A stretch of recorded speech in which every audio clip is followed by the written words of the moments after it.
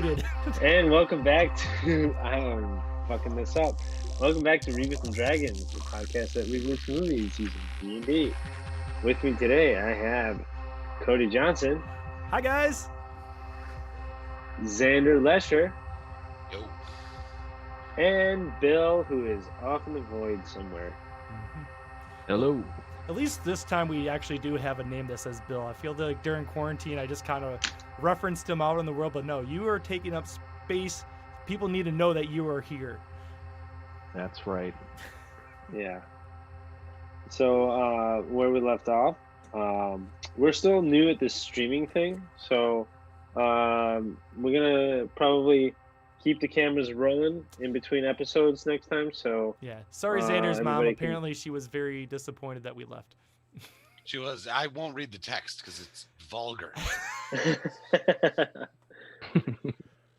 But yeah, so where we left off, our intrepid adventurers met up with each other because Moss, played by Cody Johnson, a changeling warlock, got a new job because these guys are a heist crew. They like to make money.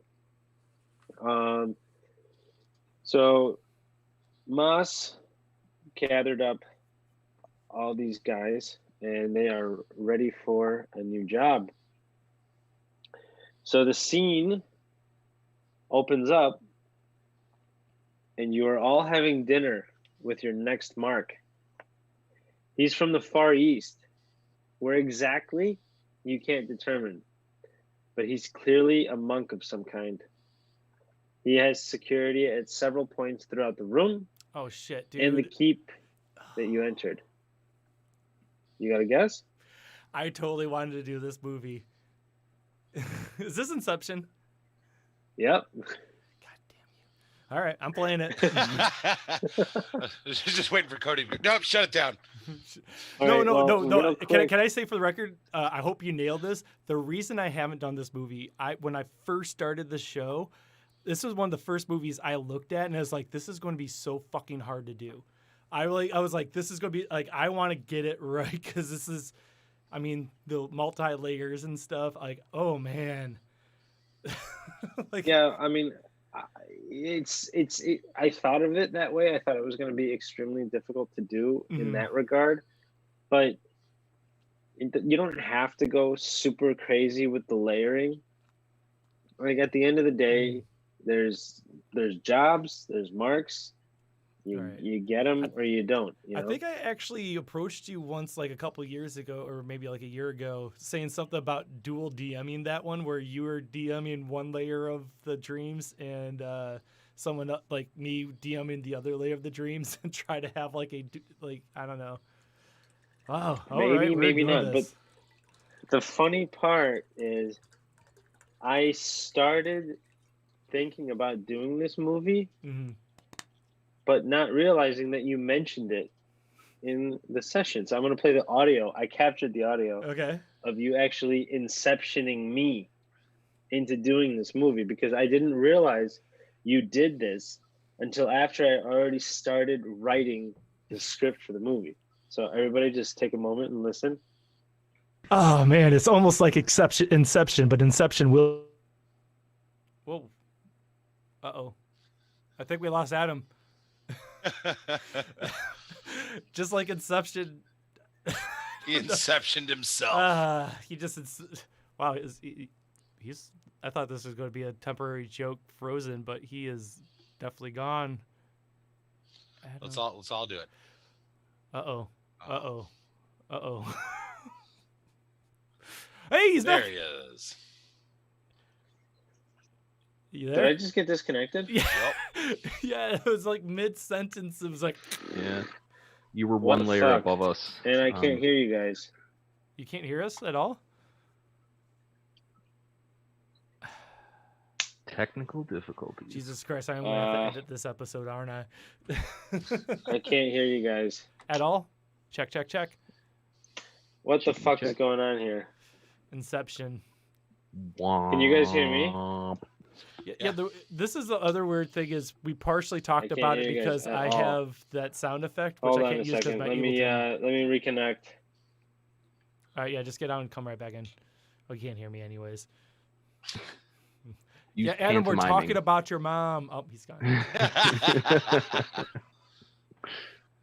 Well, hey guys, so it's Inception. So I guess does that make me? Who the hell does that make me? Is the question. Yeah, I guess because. Well, the architect would be what's her name? Juno girl. She was the architect. Ellen Page. Ellen Page, yeah. So you're totally Ellen Page. I'm cool with that. She's like cute in a nerdy way. So yeah, no, she's cute. I think I'm the same. Yeah. All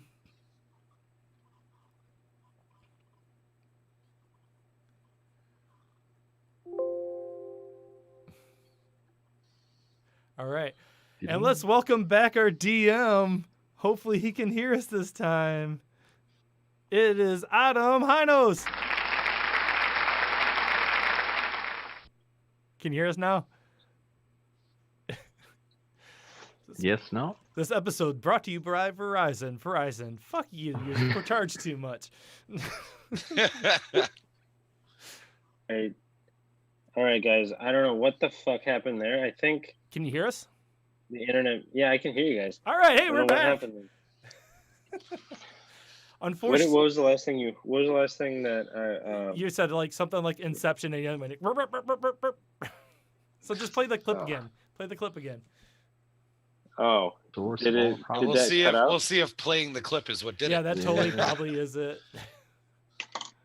You think so? Well, let's give it a shot. All right, hold on. Were you guys able to hear the clip? For a minute. Until you froze and died. Yeah. You just disappeared all of a sudden, like, uh-oh. All right, hold on. Welcome, people watching live. This is this is not usually how this show goes. All right, let's try it again. So this is the clip where Cody inceptioned me. Wait, am I sharing audio? Is it sharing? No. No. No. This is less like right, Reboots of Dragons and more like when I do a Zoom chat with my mom. This should not be happening. Oh, now it says Adam Hinos is sharing computer sound, but I don't hear anything. Okay, I'm about to do it right now. All right, ready? Yeah. So this is when Cody inceptioned me. Oh, man, it's almost like Inception, but Inception will be here one of these days. Okay. Did you guys hear it? Yeah, I heard it that time. Well, I play that Inception noise all the time, and like I just said, I don't have it on my board right now, so that's weird. I've got it. Do you really? I think I want to add it back on just because if we're doing Inception, I want it. Anyways, you could go on with your game, Adam. I'm sorry for talking about technical talk. Technical talk. That's all I do. No, it's fine. So for our viewers, sorry for the technical difficulties. But anyways, so you guys are having dinner with your new Mark. Your task as the crew for this job is to extract information from him. You're posing as an elite security crew that will protect any potential attacks on clients within the Dream Sea or the Plane of Dreams. You are trying to sell your services to him and need to ask him for as much information as you can to get him to give up the location of the safe, which holds important information that your employer, the Guild Cobalt Artificers. They specialize in the creation of highly engineered golems and other technology, but none of that applies to your work.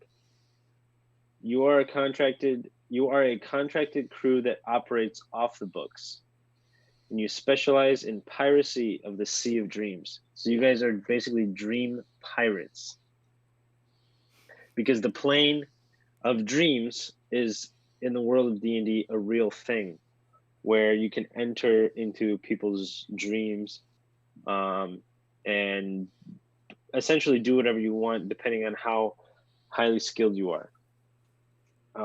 Cody's character Moss is very skilled in that, brought you guys into this, and basically you guys are now a crew of dream pirates. You're currently infiltrating the dream of Master Saito. So we're going to resume the conversation. So tell me, Mr. Mas, what can you do for me? Well, instead of looking for the bong sound from Inception, I probably should have been actually thinking sent you about. a link in chat. Oh, did you? Zoom. Yeah. Oh, thanks. I'll deal with that in a minute because I got to apparently perform. No. Okay. Sorry, so no. Real quick, basically, you can use your dice rolls, to help. Right now, you know what the movie is. Saito is your next mark. He's asking. He doesn't know that he's in a dream. Like we're following the script plot of the line. movie. So I have seen Inception multiple times. I guess more is like this is actually taking me aback because all week I was prepping for like a heist where it's like all these cool things I was going to do, and I was like, oh, this is a dream heist. So I guess I never thought about us as dream warriors, but that is also I feel kind of useless now. That's the fun of Reboots and Dragons. Yep. You never have any idea exactly what you're doing. It's still a heist. It still is a heist. It's a brain heist. I told it's a brain heist, but it's not just a brain heist. I took the concepts of the movie, but you're still, I like that you made it like it's a different plane of existence. That is, all right. Well, you're okay. You've been tasked by Cobalt Artificers to get information from a safe. So it's still a heist. You just need to find out where the safe is. So I forget then. What are we trying to get? Like the password to the code, like the code to the safe? Then is that what we're getting then, or in like real in the real world safe? Is that like just the information to open said safe? You're basically trying to get. So he's got a document that you're trying to get in that he has locked away somewhere. And based on your rolls, he might reveal where he's storing that information. All right. Can you give me that lead up line again? Because I forget exactly what he asked me. So, Mr. Moss, what exactly can you do for me? You guys are there.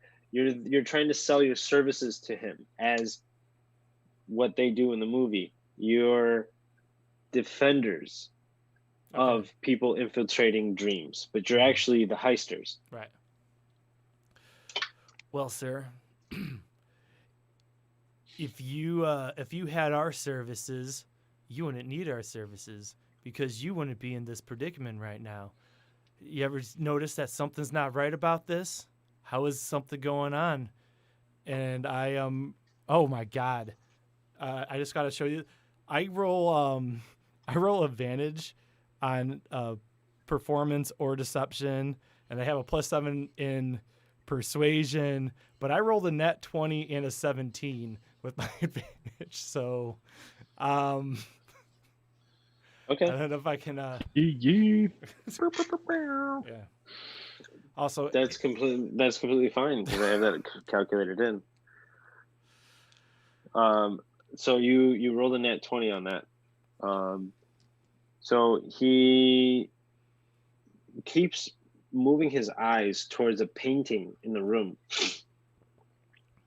And he goes, well, I mean, I keep my information in a safe, but I don't know if I can trust you 100% on where exactly it is. And he just keeps looking at a painting in the room.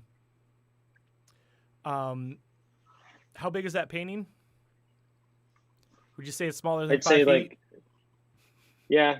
Okay, cool. What does If he painting look keeps like? looking like that and looking at it, minor illusion, make it look like it's been moved lately. You like something like it's askew, maybe a little off hinge, and I will say, because I have minor illusion, and just feel like it's like, are you sure, sir? Are you like I see you looking at what we all know what you're looking for. Are you sure? Oh yeah, I mean, don't worry about that. I'm just I'm nervous because I've never met people like you before. You don't know how true that sentence is.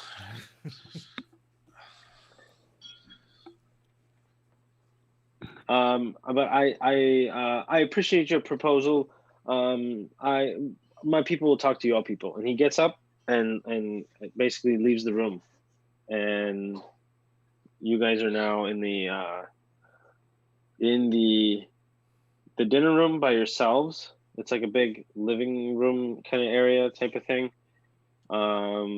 There's several guards posted within the room. You say several. Is there a number or? Because that matters. There's 6. Okay. There's 6 guards. Because that matters a lot. As soon as he leaves the room, they all escort you to your quarters where you are staying. On your way, obviously you guys are welcome to do whatever you want. Okay, I'm just going to tell you that Professor Meatwagon, who is my familiar, who has invisibility at will, he is staying in there.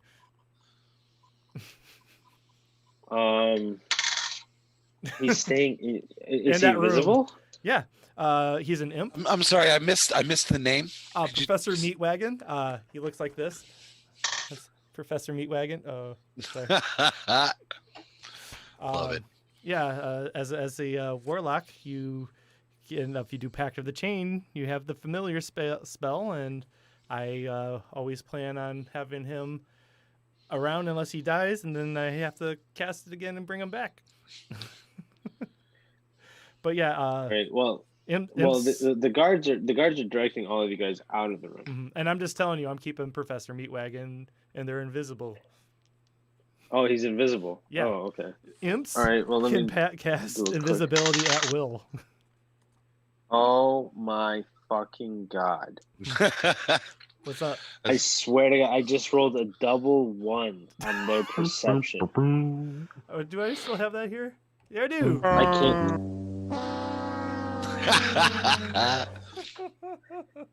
All right. Well, Professor Meatwagon is, I guess, still inside the dinner room. But you guys are taking 3 floors up into your shared living space. It's like a multi-room little suite. Fancy digs. Sweet. So I'm assuming we got separate rooms, or are we all bunking together? It's a multi-room suite, so you each have your own room. Okay, good. Just making sure they respect Grizzly Barnes steals the ashtray. Well, hold on. As soon as you guys enter the room, Gar says, "Don't steal ashtrays." Over by the window, you see Maz's old patron, Titiana. Is it Titiana or Tati? Titi? Yeah, I think it's Titiana. It's Titiana. Titiana, yeah. So you see Maz's old patron, Titiana, sitting in a chair near the window.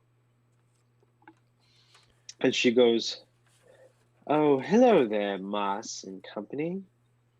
I heard about your new line of work since you've left me for that demon whore, Mephistopheles. Why did you have to leave me? I'm so sorry about what happened before and how I didn't remember who you were. You've grown into such an impressive warlock. Please consider coming back." And the dreamscape that you guys are in starts shaking a little bit. Mm-hmm. And just like, I don't have time for this right now. I'll talk to you later, woman. And then I cast darkness on her. You cast darkness on her? You can do that on a specific person? Yeah. Yeah, well, it's a 15. I think it's 15-foot. 4 radius. Yeah, centered on a point. Yeah, centered on a point. All right, so the whole room is basically black now. Well, centered on God, her. I'm blind. It's a 15-foot radius, so yeah, that'd be. I would say 15 feet out from it. How big is this room? Probably. Not that. I mean, it's like a hotel room. You got to think of it like a. So I mean. Yeah, that's probably. I mean, you said it was. You definitely blacked the whole room out right now. Yeah. Okay. Well, then I just lost a spell slot and I undo it because my friend said it's all blind. I was like, oh, sorry about that. So I have it darkened there for like 15 seconds. Is she still there? She is. She goes, "What? What are you doing? Why did you just do that?" I didn't want to see you.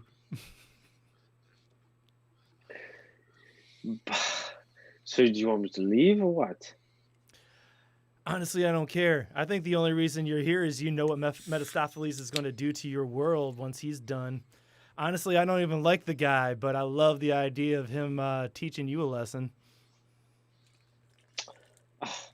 How rude. And she leaves. She just storms out and leaves. Who was that, Mossy ex-wife? Rude. That bitch gave me powers that acted like she didn't know who I was. But like, who just goes out throwing out powers like, it's candy at a parade and then just goes out like, what? Gave you something? Like, she helped me escape from prison. Like, and then she's like, oh, all surprised when I leave her. Like, she didn't even care who I was until I started, hooking up with my new patron over here with all this flashy ass stuff, man. We've been doing all sorts of scores. Man, I've been getting on pieces of all this equipment that they're going to take over that Feywild, man. Like, I kind of feel bad for them. Like, I still got my boy, what's his name? My boy Snowdrop Mountain Puff up there, man. He's going to. I mean, I feel bad for the Sprite, man, but like, they're coming for him. She should have known better than to date a guy who was in prison. Yeah. Well, I don't know, man. Thanks, bad boys.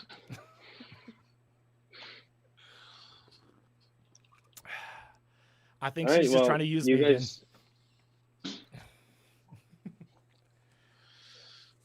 Well, you guys are you know that you're 3 floors up from the room that you were just in. Cool. Game question. So, if we're hired for this job, I feel like we would know a little bit more about the mechanics of, like, I'll roll like Arcana or anything like that if you need, but like the rules of this world, I guess. Like, does it work? Like, you sort of explain it as a plane. Does it work like we are on a regular plane? Or is there special stuff can we do? Yeah, because like in Inception, I'm sorry, I've seen the movie enough times. I was already saying that the mole here, he's an architect, which in the movie the architect can just create scenery at will. So in this reality, is he actively creating this room we're in? Because that's part of the roles of the crew. So yeah, basically you have another guy that is creating the active world that you're in. And you guys know that whatever damage you take in this world does not apply to the real world. You also have, every single one of you, what is called a totem. God damn it. And that allows for a one-hit kill. But it cannot be used if under the effects of an alchemist's potion, which will be revealed later in the game. And I'm just going to say this right now, Cody, that you, since you figured the movie out first, mm-hmm. Your special skill is while you're in the dream world, you're allowed to re-roll a 1 or a skill check fail meaning if you roll like a 6 or something in a skill check, and you're able to do it 3 times in the game. 3 times total? Yes. Dope. You can reroll a 1 or a skill check. Basically, you're like a master of the dream plane. Okay. So, you guys know that operating within the Sea of Dreams. I like Sea of Dreams better than the Dream Plane. Okay. But so you guys know that when you get killed, you don't actually die. But if you are in like a triple level dream, if you die, it's going to create problems.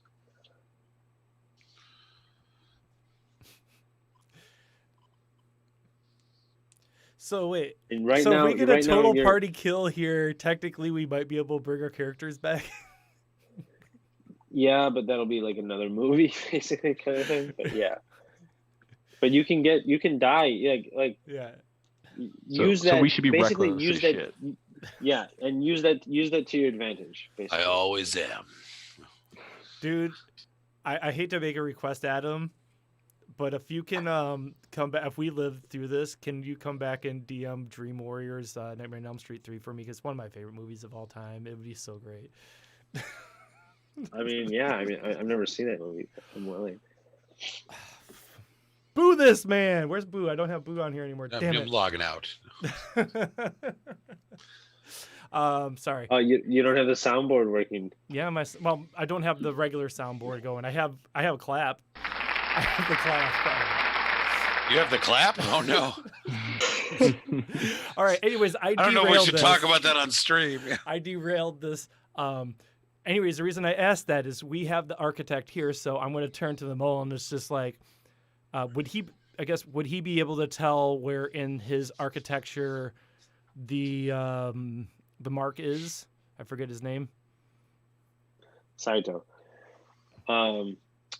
So the mole is not the architect. The architect is outside of the. If you remember the plot of the movie, the architect is that guy Nash. And he dies, and that's why they need Ellen Page. Exactly. So spoilers. So he's the one that's building the movie at the moment, or I'm sorry, building the dream at the moment. Okay, gotcha. So, and it's starting to get shaky. It's getting more and more shaky. It's almost feels like there's an earthquake going on, but you guys know what that is. That means that the subconscious is starting to realize that you guys are in the dream, infiltrating. All right. Well, so you're on a timer. You guys are on a hard timer right now. Window, there's a breeze coming into the room, and you know that you're 3 floors up from the room you were just in, and you had left your Professor Meatwagon inside the room. All right, hold on. You guys do something. I've got to look something up real quick.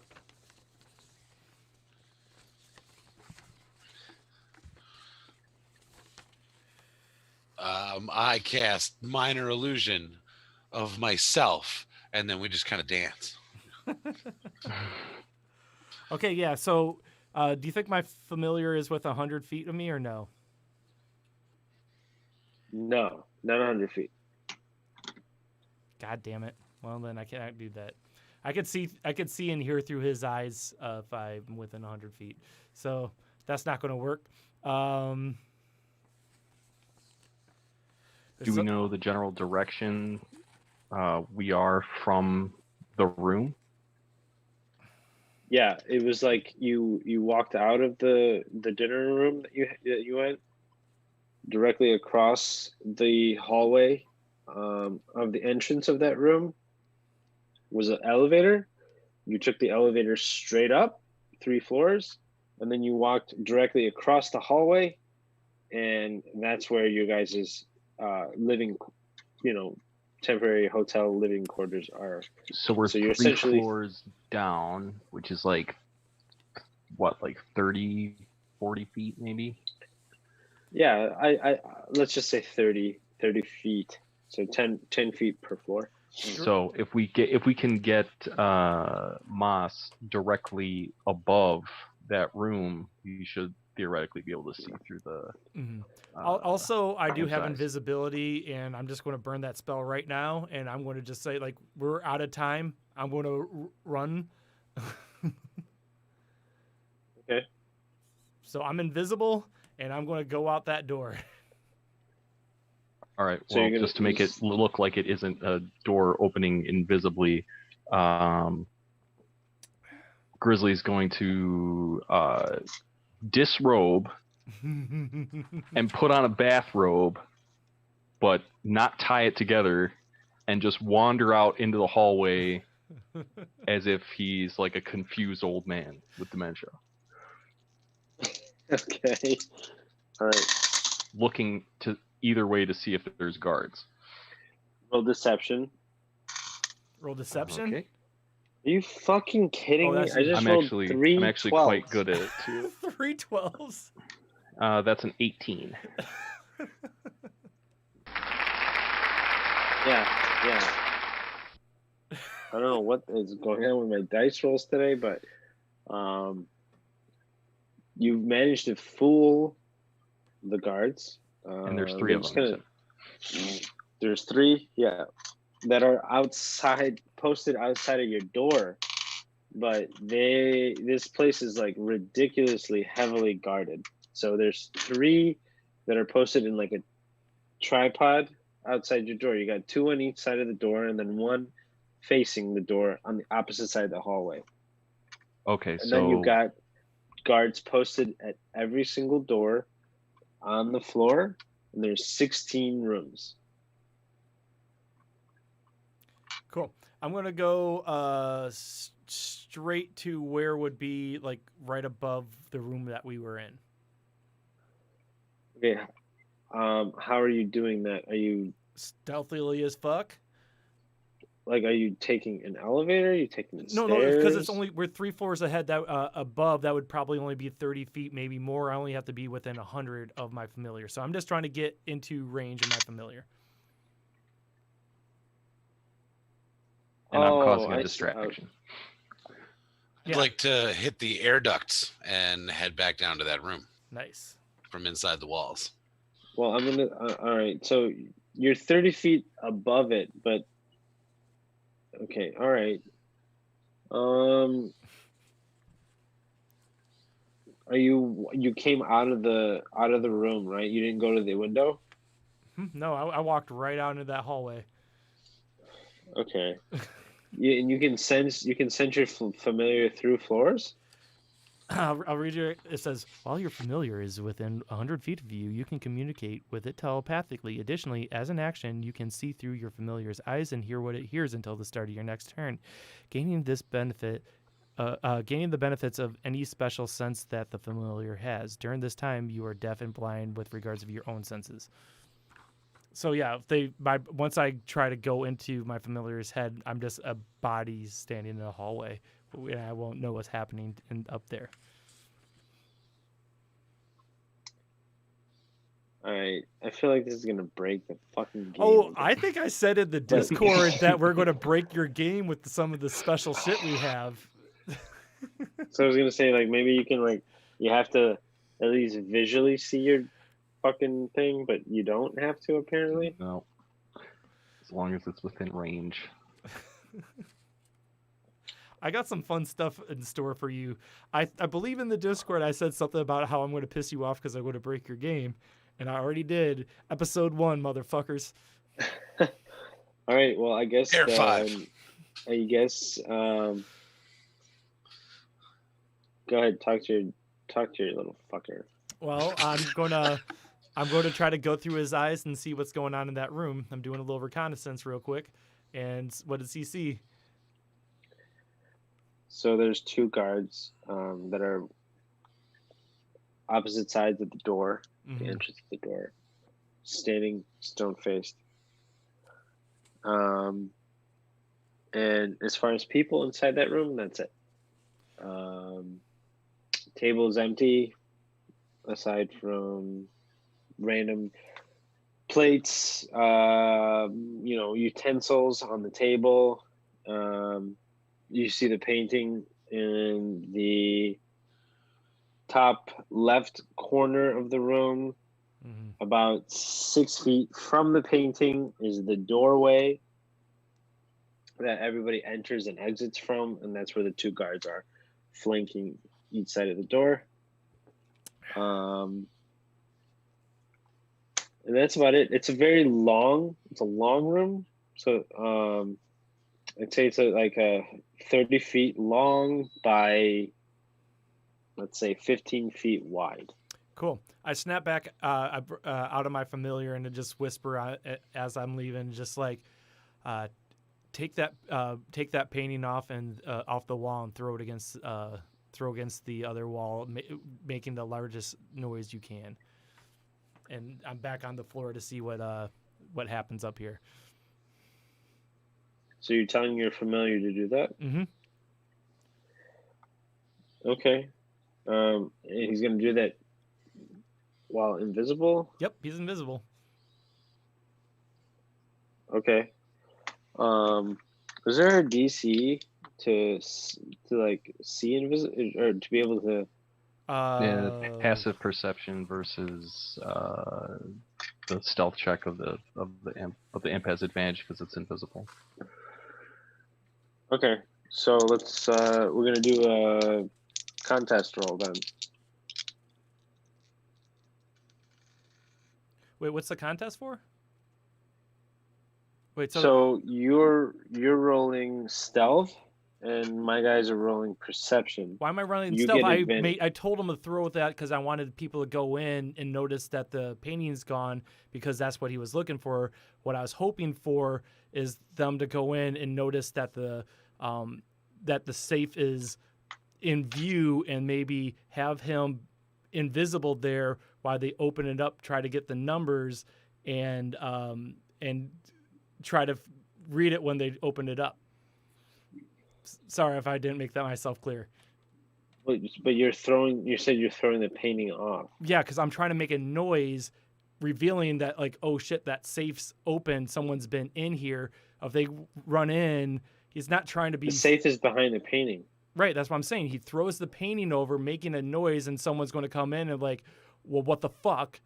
And hopefully they'll check to see whatever's in the safe still there, and the, invisible imp is trying to read the code as he puts it in. Well, you're assuming that they're going to check inside the safe after you throw it we off. don't have a lot of time. The dream's breaking down, and it's a play. That's my play. They're not. No, they're not. They just see you. They see the painting fly off, but they're not going to check inside the safe because they're just regular little piece of shit guards. They're not going to know the code. Well, I was hoping they might like call in the big boss or something like that. All right. Professor Meatwagon just waits. Well, now you've got more guards inside the room, and because they're concerned that a painting just flew off for no reason. Mm-hmm. So now there's 3 guards in the room,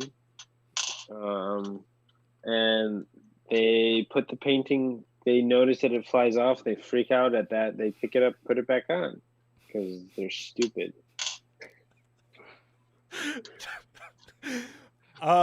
Shit. Anyone else have an idea? Because apparently my idea is not going to fly like that painting. Lark is still in the hallway with his business hanging out, and he's just going to say, "This isn't the bathroom," and turn around and go back inside the room. He's going to leave the door ajar. Go ahead. Sorry. Oh, and he's going to look at the mole and in the, I guess, stage whisper say, "There's a whole bunch of meat out there. I don't know how we're going to get past it." That's all right. And I make my way to the nearest air vent. I'm a pretty tiny dude, and my background is urban infrastructure. So I have intimate knowledge of the interior of buildings, inside of walls, air ducts, etc. I would like to try to make my way down to that room inside the wall. I just had a great idea. Can I do this real quick while he's doing it? I'm going to go down to the elevator. I'm going to push the button for the elevator to open, and then I'm going to push the floor on there, but walk out of the elevator to see if I could get some guys confused while he's doing all that too. Okay. Oh, and to cover the sound of the mole's vent infiltration, Alaric's gonna start up the scrying pool and play some pay-per-view pornography very loudly. Well, I rolled a stealth check. You will be happy to know that I nat 20'd that, so it's a 24 total. Nice. Damn. Distraction unnecessary. I feel like naked without my air horn right now. Okay, well, you managed to get above the rim because you're sick rolls, and you notice that there's 3 guards shuffling about because they're like, they're confused at how the hell a painting just flew off for no apparent reason. I had my reasons, damn it. They're chattering with each other, reporting it to the bosses back above. But other than that, that's it. All right. Well. Okay, Cody, we need in this room. Am I correct in this assumption? So I mean, this is completely meta, but my understanding of this is even if we grab whatever's in that safe, it doesn't fucking matter. This is not the real world. Our job was to get the code, and that's why I was trying to, have my no. Your job was to get what's in the safe. Oh, okay. I guess I'm going by real Inception because okay, we want to get what's in the safe in the dream plane. No. Real Inception 2 was in the beginning of the movie. They're trying to get. Remember, he's looking at the documents. Okay. As the dream is collapsing, he's trying to get information from the safe. Okay, the information is in the safe. Okay. Yeah. Can I get to from inside the walls there? Is there a way for me to get to the back of the safe? No, there isn't. Okay.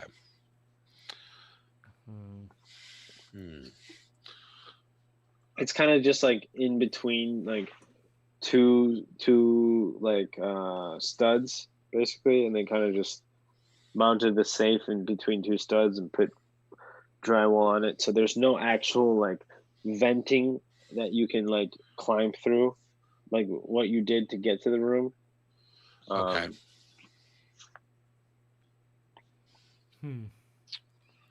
Just for shits and giggles.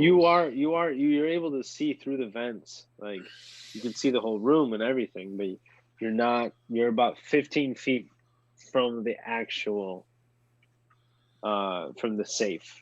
Is there like an intercom or anything?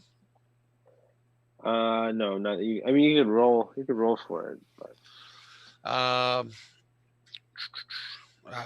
just roll a d20. Let's see.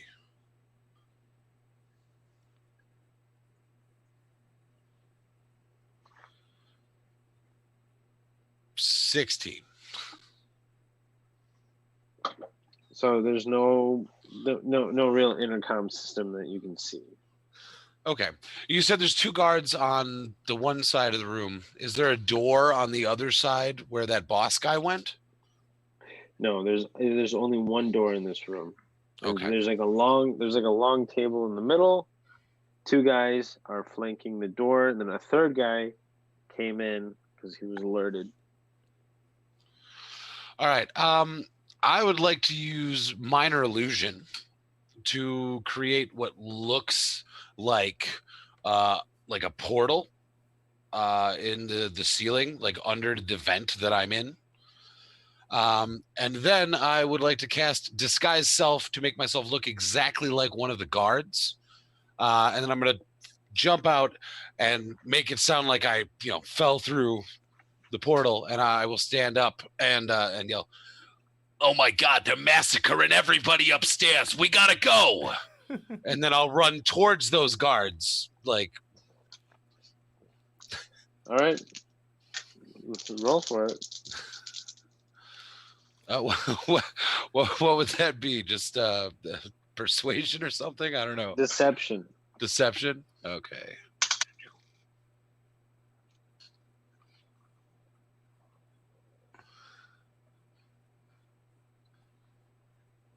$17, no bonus.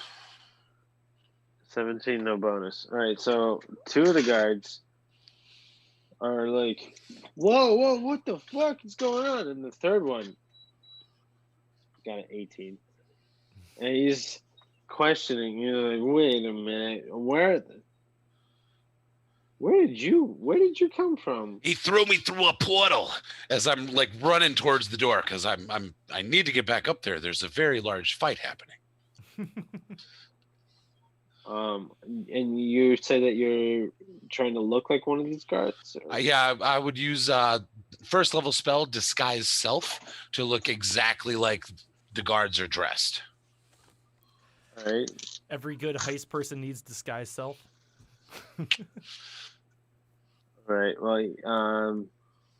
Well, one of the guards rolled a 19, so he's gonna come up to you and be like, "Wait, what are you doing?" And he touches you, and he notices you're a little short for what you're supposed to look like. He would notice that, yeah.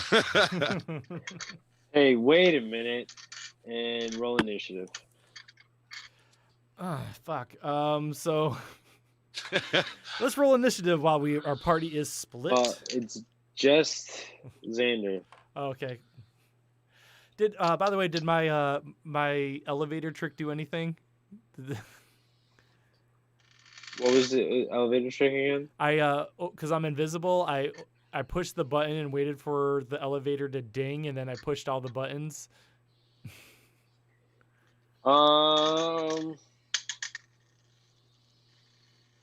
Like, I wasn't sure. I was trying to distract some guards. All right. These guys all rolled shitty. So when he touches you, Xander, he notices that you're not who you seem to be, but then all of a sudden behind him, the elevator opens up. And there's nobody there, and he's distracted enough for you to go ahead and try to roll escape. This is just a DC that I have set, so go ahead. All right. For my escape, I think I'd like to. Can I try to leap back up into my air vent, where my minor illusion is sitting? You can. All right. Then I think we're gonna go for that. What am I rolling specifically here? Dex. Let's do it. This is like a reaction. Like, basically, You're on the fly thinking.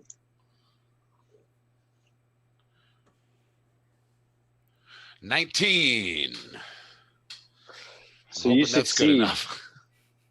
You succeed. You're able to jump back into the vent, and while they're distracted, they don't notice it. And so what do you do now? I guess I will make my way back up through the vents into the room with the robed guy with his Johnson out.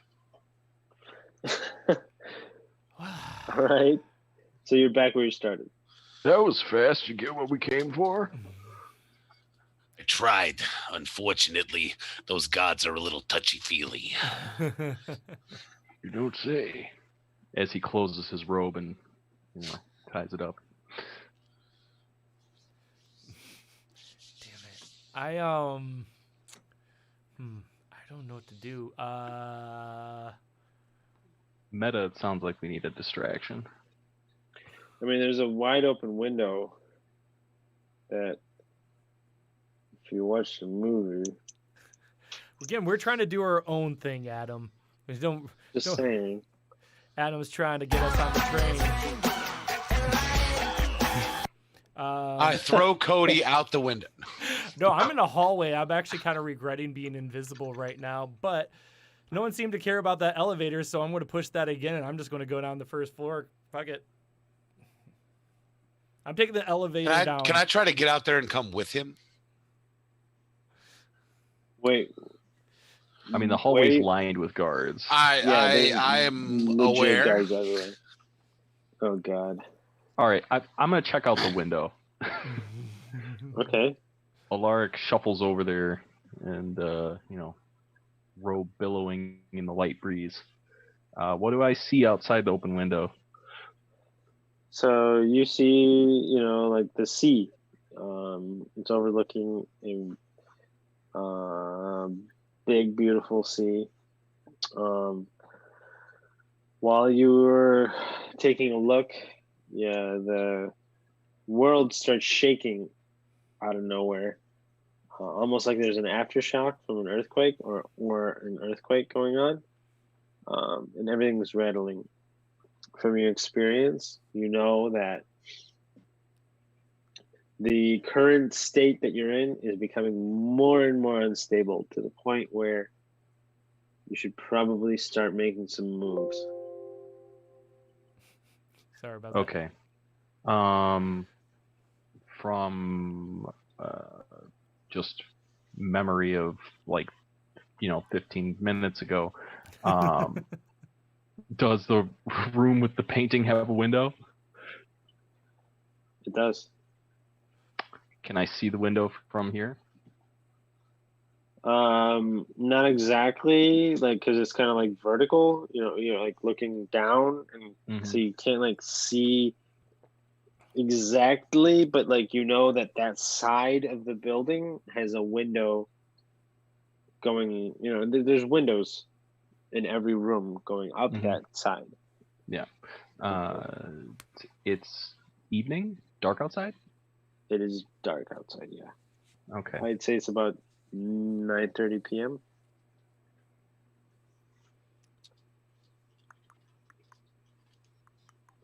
Adam? Yeah, I'm here. Oh, yeah, you froze for me for a second. So... so it's about 9:30 p.m. Okay.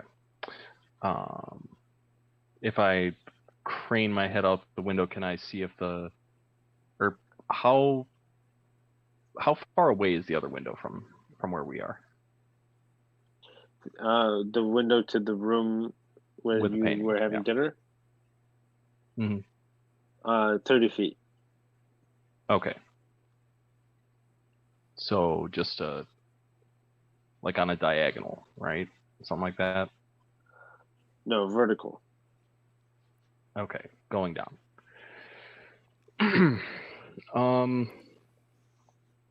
Do we all have fantasy earpieces to talk to each other or no? Well, this is the dream world. So you guys are allowed to essentially make up whatever you want. Sort of within reason. But yeah, you're basically able to do whatever you want.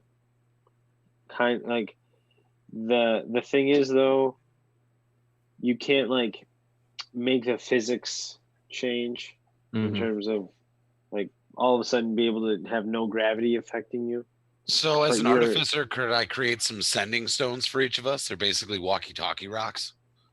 Yeah, I mean, in this world though, ice stones exist. Okay. So in Reboots and Dragons, I think it's just a thing. Right. It's just hard. My question was, do we have earpieces so I could theoretically communicate with Moss without, his eye stone vibrating and alerting the guards to the fact that he's there?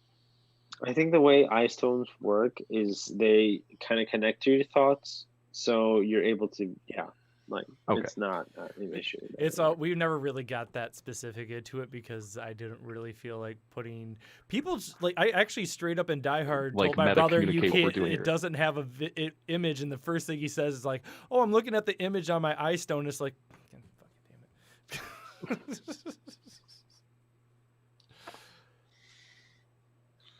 Okay. So, quick strategy. I guess Alaric knows that Moss and the Imp are both still invisible, right? Yes, we're both invisible. Okay. I got the Imp in the room. You would know that. I would have told you ahead of time. Yeah. So, I guess over the fantasy earpiece, Alaric's going to say, "If you can pull those guards out of the room and get Professor Meatwagon to unlock the window, I can get in that room." All right, cool. Adam, I said I was going to go down the elevator. Am I on that floor now? Like, so before the door opened and they didn't seem to do anything with it. Now the door opens again and it's empty again. They're probably like, what the fuck? Let me just do a quick perception. Dude, all right. They don't see anything. Okay, cool. You're free to move. Okay, I'm gonna step out of the elevator and I'm gonna try to, I guess, assess the situation. How many people are outside the door? 3. 3, and you said 2 inside, or I forget what it was. Okay. What do I got? That's a good distraction.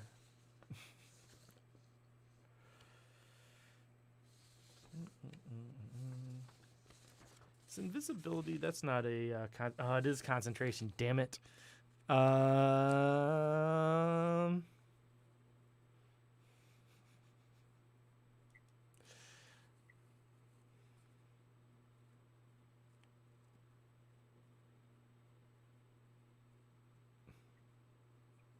Man, I really wish I didn't waste that darkness on that girl a couple of minutes ago. That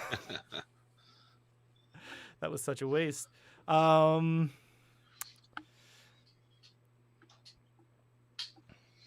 are they just standing by the door? Yeah, they're just like sentries, basically. All right, fuck this. I am going to sneak right up to the front door. Oh wait, actually no. He just said he wanted to the window open, right? But he wants the sentry out to do it. Fuck it. I'm going to walk up. I'm going to sneak. I'm going to roll sneak right now. 8, so... Oh, wait, do I get advantage because of being invisible? Well, that's only 10. Well, fuck it. I'm walking up invisible to the door, and I'm guessing me turning the handle is this thing that breaks my stealth, but all of a sudden they just see the door handle turn, and I just throw the door open, and then I jump backwards, probably making a loud noise. That's why my stealth failed. Yeah. And I just yell in my telepathic link with my familiar, "Meatwagon, go, window." You want him to go to the window, not the painting? Yeah, he's opening the window for Grizz. Mm-hmm. Oh, okay. All right. Okay, so simultaneous while this is happening, Grizz is going to pop one of his wild shapes and turn into a giant wolf spider, which is not giant. It's a medium-sized creature. But it has the fun ability Spider Climb, which means you can climb on any surface, including upside down on ceilings, without making an ability check. So a spider can climb like a spider. Makes sense. Yeah. And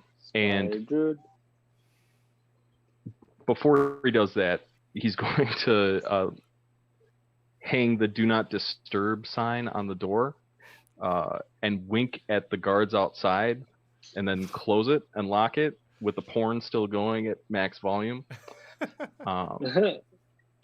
just to kind of try to discourage them from investigating the room.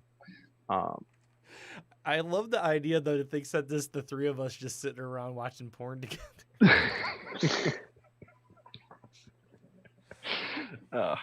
Yeah. So then Spider climb out the window and down towards the painting room, where hopefully the window is now open. I'm going to go ahead and go back down through the air vents and back to my original position there, because I don't think it got given away because of the illusion. And so I'm going to wait right there just in case. I'd assume at this point the guards are really fucking confused. Like, what the hell keeps happening? Paintings are flying. Dudes just coming out of portals. It's a dream. Whatever. 3 guys are just watching porn together. Nothing weird about that. Is that weird? Regular Saturday night, man. They're definitely confused, but you almost feel as if these guards, like, they don't really have like a soul or anything. They're just like they're dream constructs. Right, they're just constructs. But they are definitely staring at you guys.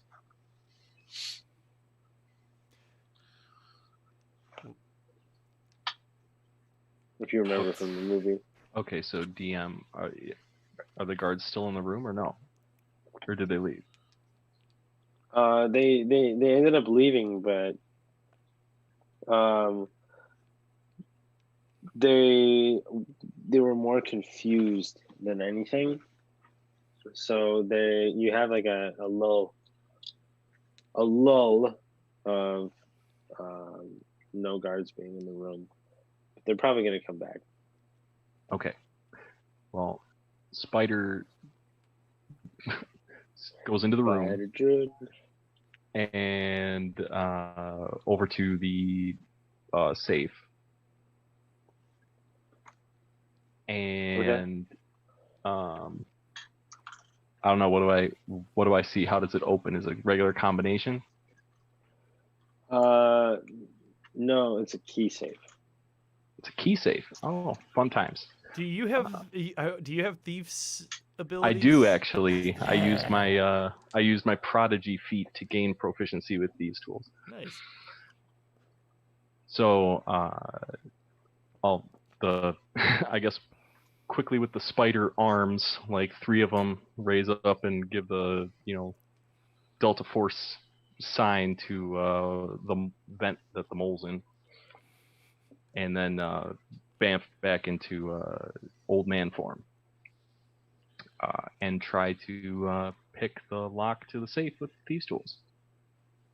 All right. You just roll for that, right? Yes, I do. Okay. I remain in the vent, kind of doing the lookout thing while he's you're ready, working on the safe. Okay, that is a 16. Oh, not good enough. No, I set the DC as 15. Oh. Okay. But that's okay. So you open the safe, and were we not supposed to? You pull the paper out, and it's a picture of the dick butt. Saito guy's into some weird shit. Okay. And that's where we're going to end this first episode of the Inception Reboots and Dragons. Alaric found and got into the safe, and it's a picture of the dick butt. And we'll be right back with episode 2. Yeah, we're the Inception episode. We're going to try something new this time because Xander's probably right. I'm just going to put a little logo up there, and I guess we'll be back. Bye, guys.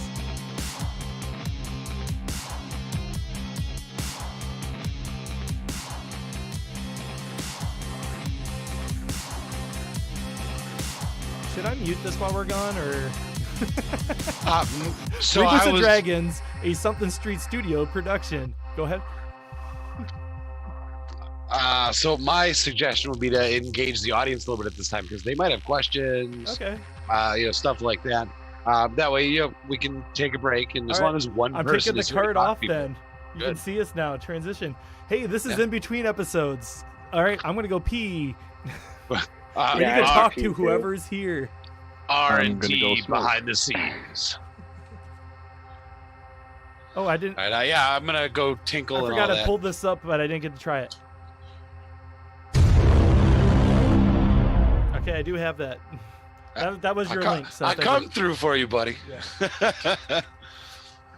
All right, I'm gonna go tinkle and all that, and then I'll be back in a couple minutes. All right. Do we have any viewers that any questions or anything? I'll stay until someone comes back because I have to pee too. But...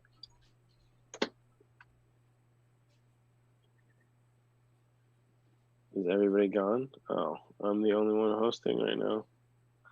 No pressure.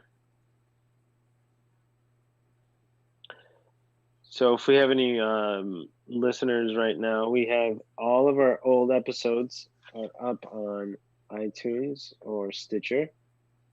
We also have everything on Spotify.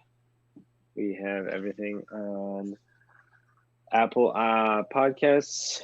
Also our website, rebootsanddragons.com.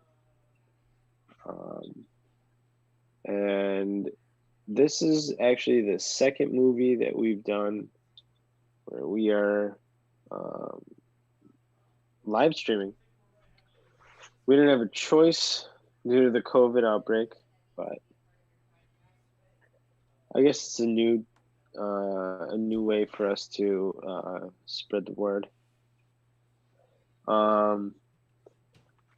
Yeah, so looks like we got 3 viewers.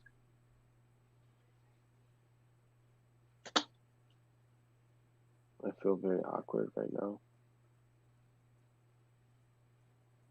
Hope you guys are enjoying the live stream.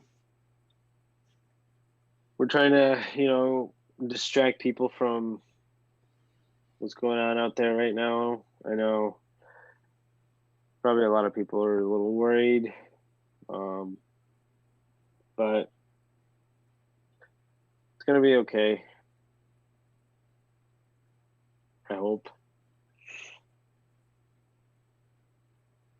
I hope everybody is doing well wherever you guys are. We're certainly trying to maintain a little bit of a sense of normalcy because, D&D is supposed to be an escape as much as we can make it.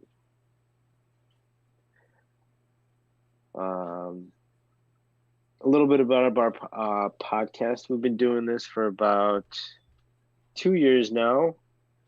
I think this is our 9th movie that we've rebooted. We've done, we did Speed, then we did Dogma, and then we did, whoops. Hold on, why am I brain farting? Speed, Dogma, Terminator. Yeah, that's right. We did Terminator. We did Dragnet, which turned out to be one of our longest series of episodes. So I just got back. Kristen's just got back from her parents, and apparently shit's popping off. I have been all day prepping for this stuff, and yeah, all right. Well, everyone stay safe out there. I guess we're still live. Holy shit. I don't know. What's popping off by you? No, nothing by us. It's just Kristen's watching the news. I guess we got a curfew. I'll be right back. And all that stuff. I'm still gonna be listening, but yeah. You're saying people are. I know shit's popping off like crazy on Facebook Live. I mean, obviously I've been playing this, but yeah, shit. Oh yeah, I guess. Oh man, yeah. I got during that week. I had my phone on silent, but it says I got emergency alert that apparently emergency alerts don't go through a silenced phone. We were under curfew. Huh. Well. Stay safe, everyone, if you're watching. Fuck. I don't know what to say.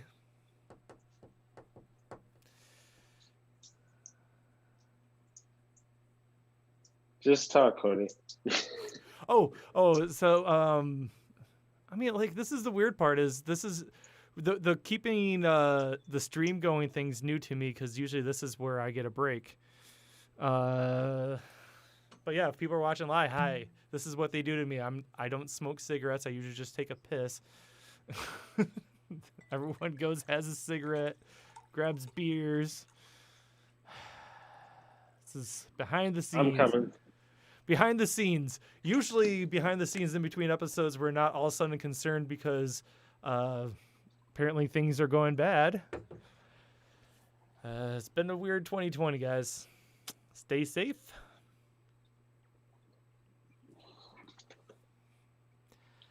All right, I'm back. Yeah, things are weird out there, everybody. If you're continuing to watch with us, we have not been paying. If you're watching, we haven't been paying attention to the news. I just was told that things are bad. So we're gonna, I guess, try to keep going, but this seems, I don't know. It's a weird night because I almost want to look, but also I kind of want to just keep playing. Yeah.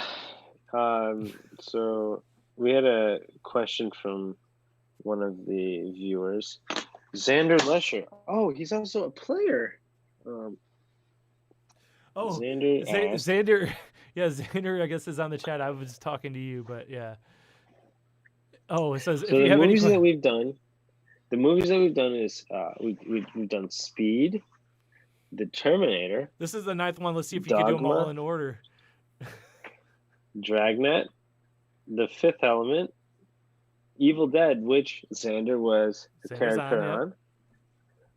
Predator 2, and the movie Quarantine, which was the first movie that we did while under an actual quarantine.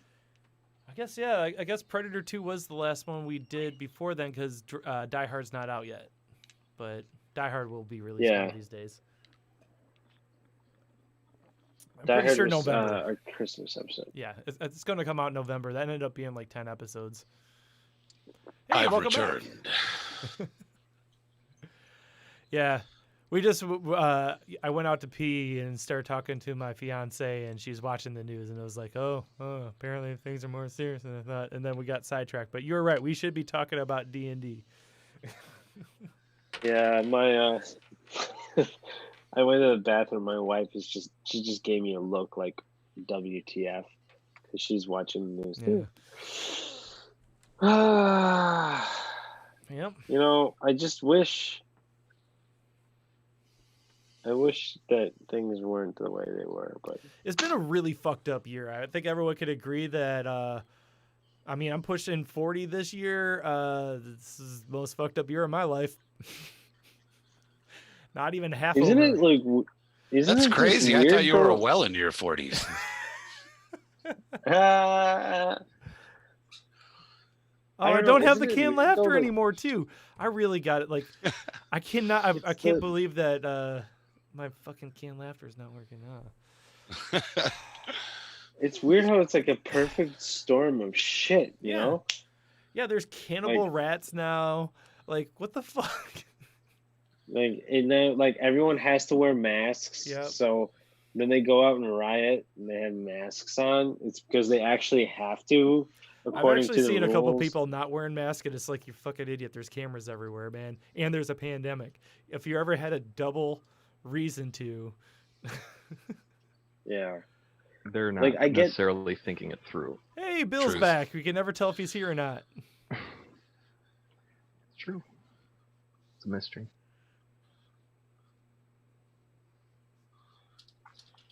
Oh, so right.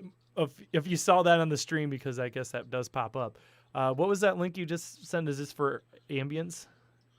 Yeah. It's tabletop audio. They've got some really great just background sound. I use it in all of my games. So I will I will refrain from sending you any more PMs until we're done. I should have said that after the first one, because I did open it up and I'm like, oh yeah, this is totally on a live stream. Yeah.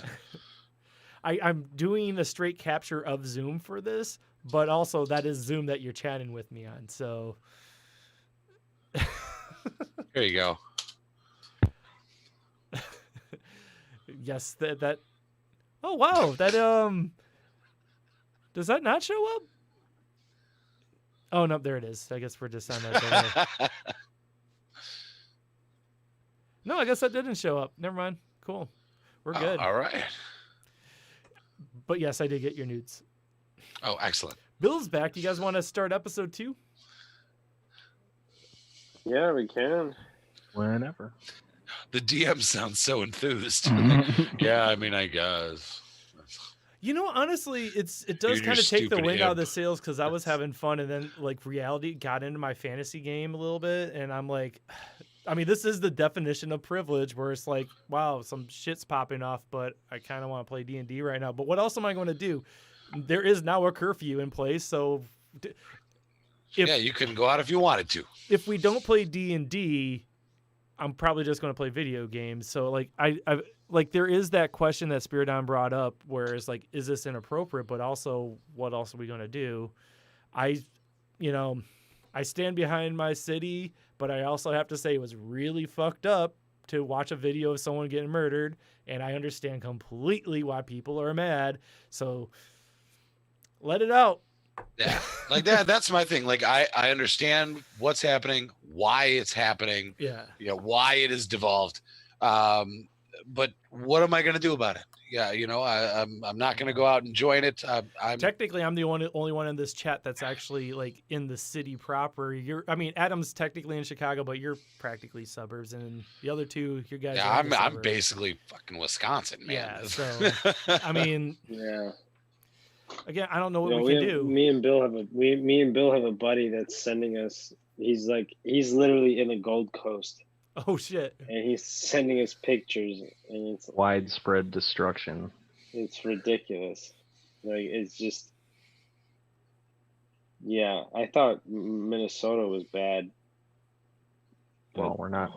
Well, it is pretty bad. I got a couple of friends living in Minnesota, and like my friend Lindsay's been posting all these pictures in Instagram and shit, and it's like, wow, that's pretty fucking bad. But shout out to Lindsay. I haven't talked to you in a while. You should hang out at these things. She's not watching. She doesn't like D&D. I say we do. I think we can do another hour, and then probably call it. Call it. I don't want to tell you your job. We were off the actual episode, but Spiridon wanted to be on this episode. If we do end this one still in this dream world, like, he could totally come in, like, at the setup of the next job. Right. But, yeah, no, 100%. Because you guys are still within the Saito's dream world. So yeah. Are we gonna like relaunch the music? Yes, mainly because it's for an editing point for me. So again, talking about technical shit is my favorite thing to do on shows. Cheers to technical shit. Yeah. All right, cool. If you guys don't mind, I'm just going to hit. We are streaming still, right? 3 people are watching our nonsense right now. So hi to 3 people who stuck with us through the break. Oh, I guess 3 people on Facebook. There's 1 person on Twitch. So. Is it me? It might be. No, it's Lurks. What an appropriate name.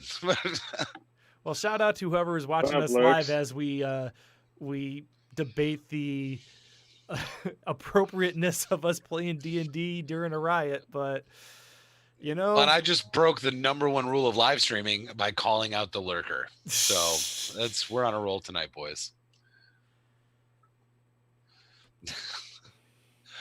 And cue the music. Oh, yeah, I'll hit it. Opening credits. There they are.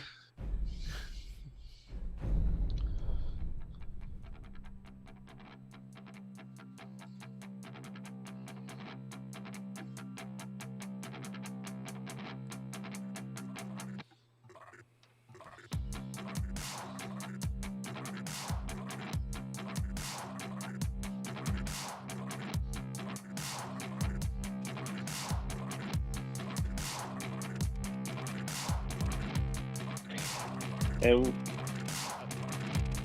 I was just trying to get your eyes, sorry.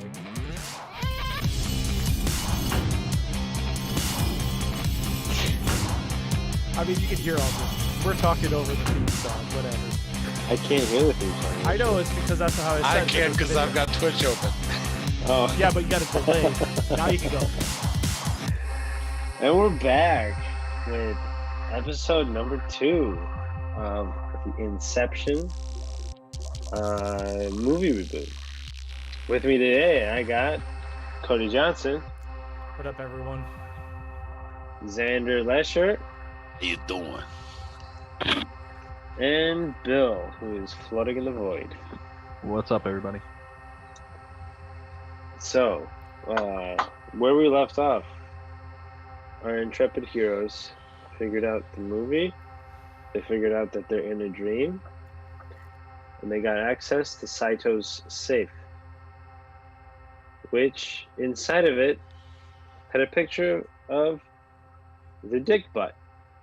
For those of you who don't know what the dick butt is, Google it.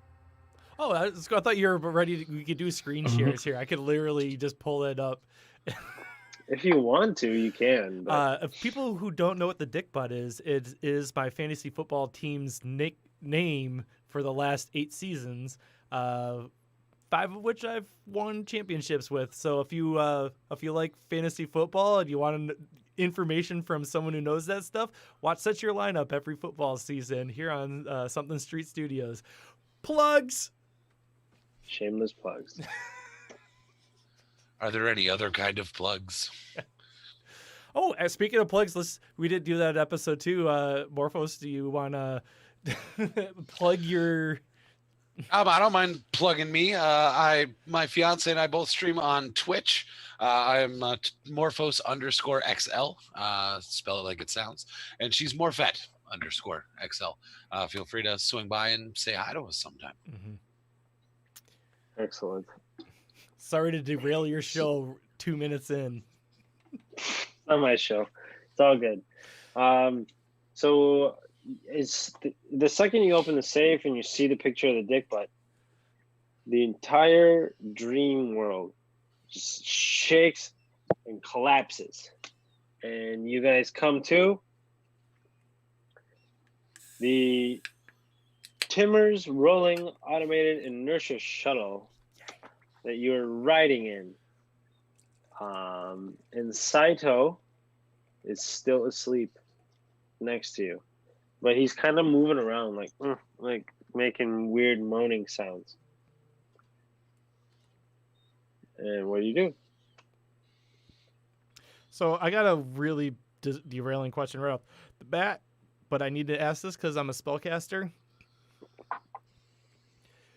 Do my spells that I used in the dream world, or is this a separate thing? That's a really good question. Yeah, does it reset? Do I get my wild shape back? Okay. So your spell slots get used up. Okay. So. However, your the damage that you take does not carry over unless you're in a dream within a dream. That's where things start getting wonky. Mm-hmm. Will we know that? That's why we have our totems, right? I would say, yeah, that's why you have your totems. Oh, by the way, I let you keep speaking, but I forgot to say this. I did the thing when you're doing to create a character in 5e where it says you can pick an optional item that you just roll for a trinket. So my totem is a small wooden statuette of a smug halfling. That's what the player's handbook gave me. That's my totem. Okay. That's for flavor. I have one of those too. It's a crystal doorknob. I have the charred and twisted remains of a failed experiment. Nice. I like it. That's a good one for your character. Yeah. Okay, so like I said, you guys are, you come to and you're in a train. Mm-hmm. That's steaming along. Next stop, Kyoto. Well, shit. I guess in real life, did this person know who we were, or just in the dream world he knew who we were? You introduce yourselves to him in the dream world, but not in the real world. But not in the real. No, not in the real world. He was your mark. Mm-hmm. So essentially, he's in front of you. Like you see him, he's asleep. Mm-hmm. He's sitting in a chair asleep, but he's moving around like he's about to wake up. All right, cool. Maybe he should sleep permanently. Yeah. Well, again, I'm sorry, DM. I'm going to have to ask you before I respond in character to that. As far as the job goes on that, I'm assuming killing this person would probably go against the job because I have no moral qualms with killing someone, but is the job going to be fucked up if we murder the mark?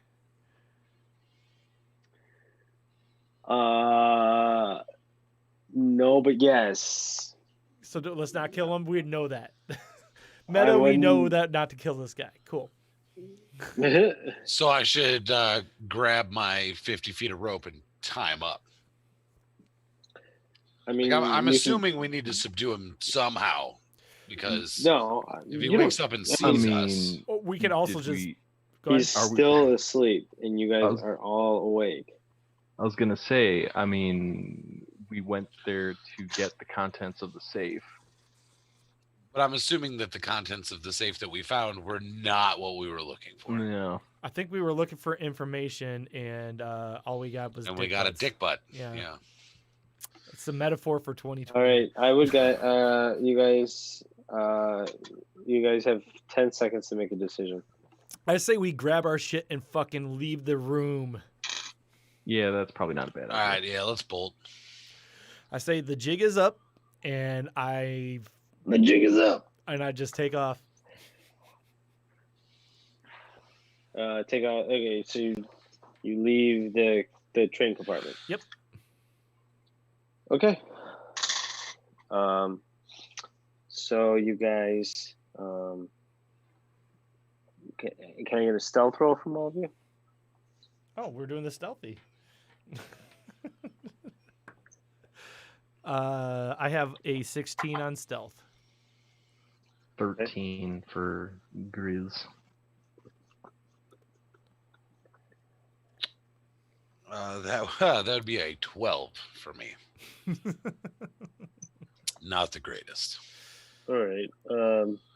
Sorry mine takes so long. I'm using the new D&D Beyond virtual dice. How are you liking that? Let's just give them a plug. They need it. Yeah, if it didn't take so damn long to roll one die, I think I'd enjoy it. Really? It's that long? I'm gonna click a D20 to roll right now, and I'll tell you when it lands. Jesus Christ! That is a lot of dead air. What the hell is going on with the D&D Beyond? 7. Okay, I don't want to tell a programmer what to do, but how you program that is you have a dice rolling load in. It's because it rolls the actual die and like waits until it lands completely instead of just telling you. Yeah, but I also have a real fucking dice right on. here, and that was a 14. Yeah. Dude, I don't understand like when companies that are like have a proprietary thing come out with such dog shit technology. Yeah. Well, you can only get it right now if you do the subscription. I was gonna say, really? I mean, they just wanted to have the, the animation. I'm sure they had already determined that it was going to be a 7 like immediately. Yeah. So but it doesn't actually tell you the answer until the animation finishes. They need to boost that animation speed by we're going to like clip 2 this, times. put it on Twitch, and then we're going to at D&D Beyond. Hey, this is what you do to fix this. You're holding up our show. We are like, I don't know, 15 minutes into this, and we haven't even gotten through this one scene yet. Adam is frustrated here, and it's all your fault. No. It's all because of the virtual dice. All right. Well, basically, you guys are able to meander within the confines of the train. Xander, your character, the mole. You see Saito leave his cart, a little confused.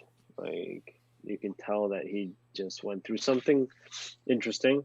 He's kind of just looking around, and he catches your gaze and stares at you for a minute.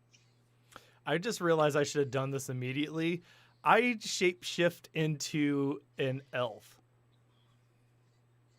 Because I'm a shapeshifter, damn it. Why do you shapeshift into an elf?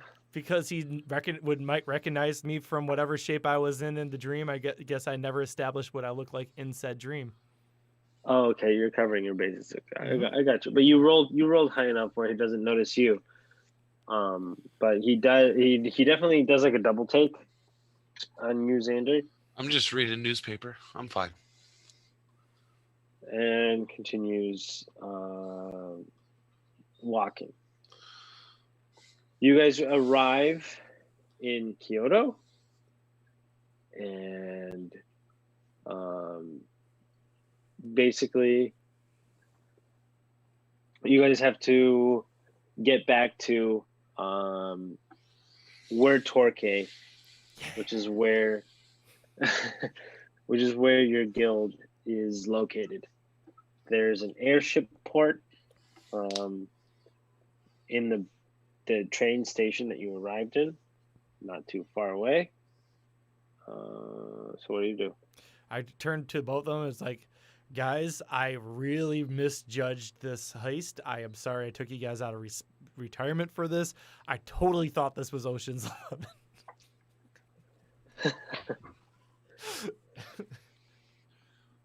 It's fine. You still owe me one, though. Yeah. I said what I said, and I said what I meant. Moss faithful 100%.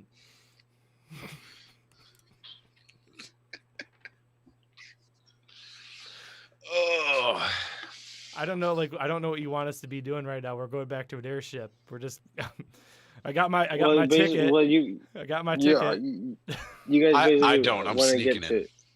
You want to get back to War Torque, so that's where you're all like essentially from, sort of like that's where you all departed from, and you got like a return ticket there.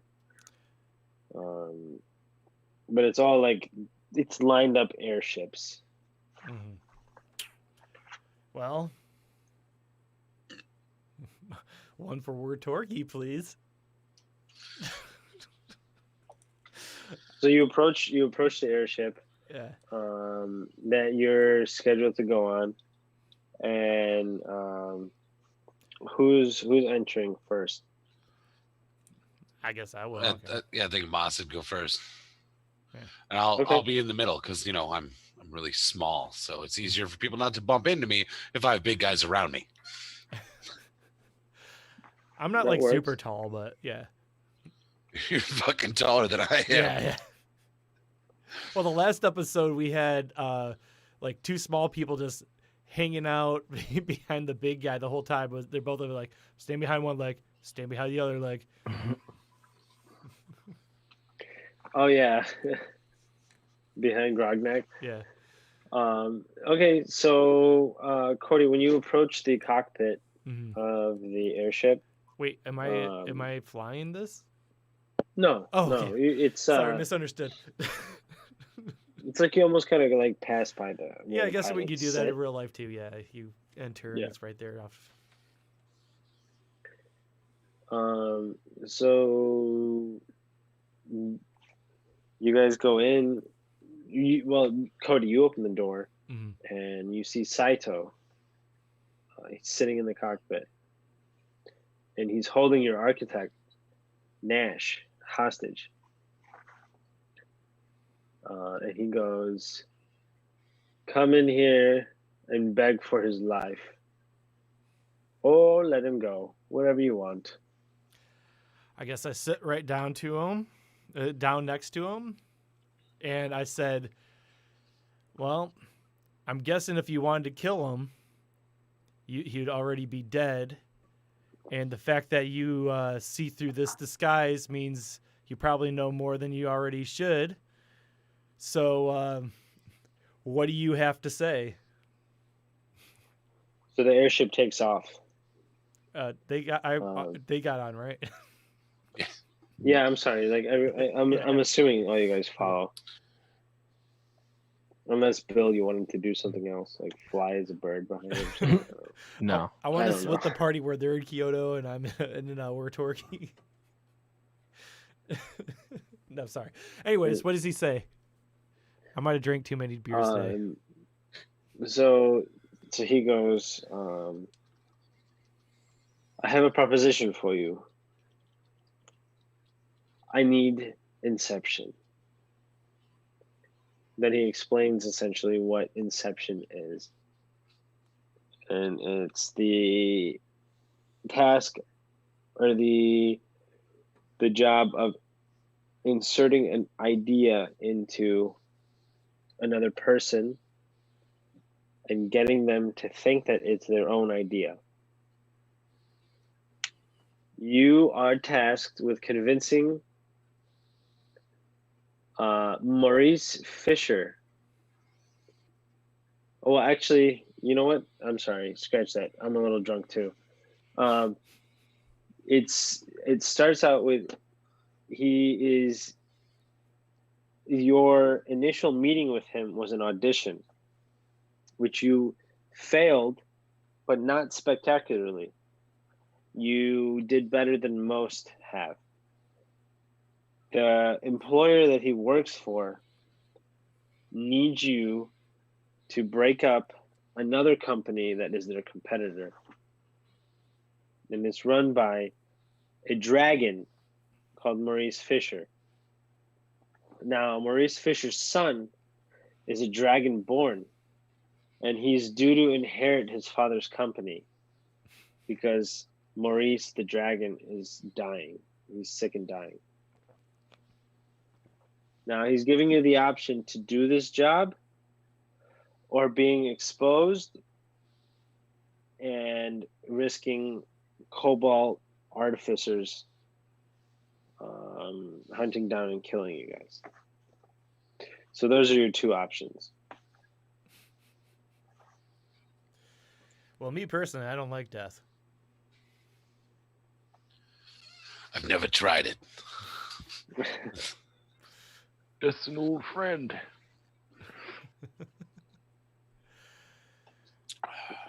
Well, I guess it could be fun to see what's in the head of a dragon, or dragonborn. I guess, yeah, not a real dragon. That'd be... No, it's a dragon and then the dragonborn is the sun. But yeah, don't we go into the sun's brain? Oh, right. Yeah. Yeah, I corrected myself for that reason. Yeah. We would be happy to not die. All right. Well, so is essentially you have to convince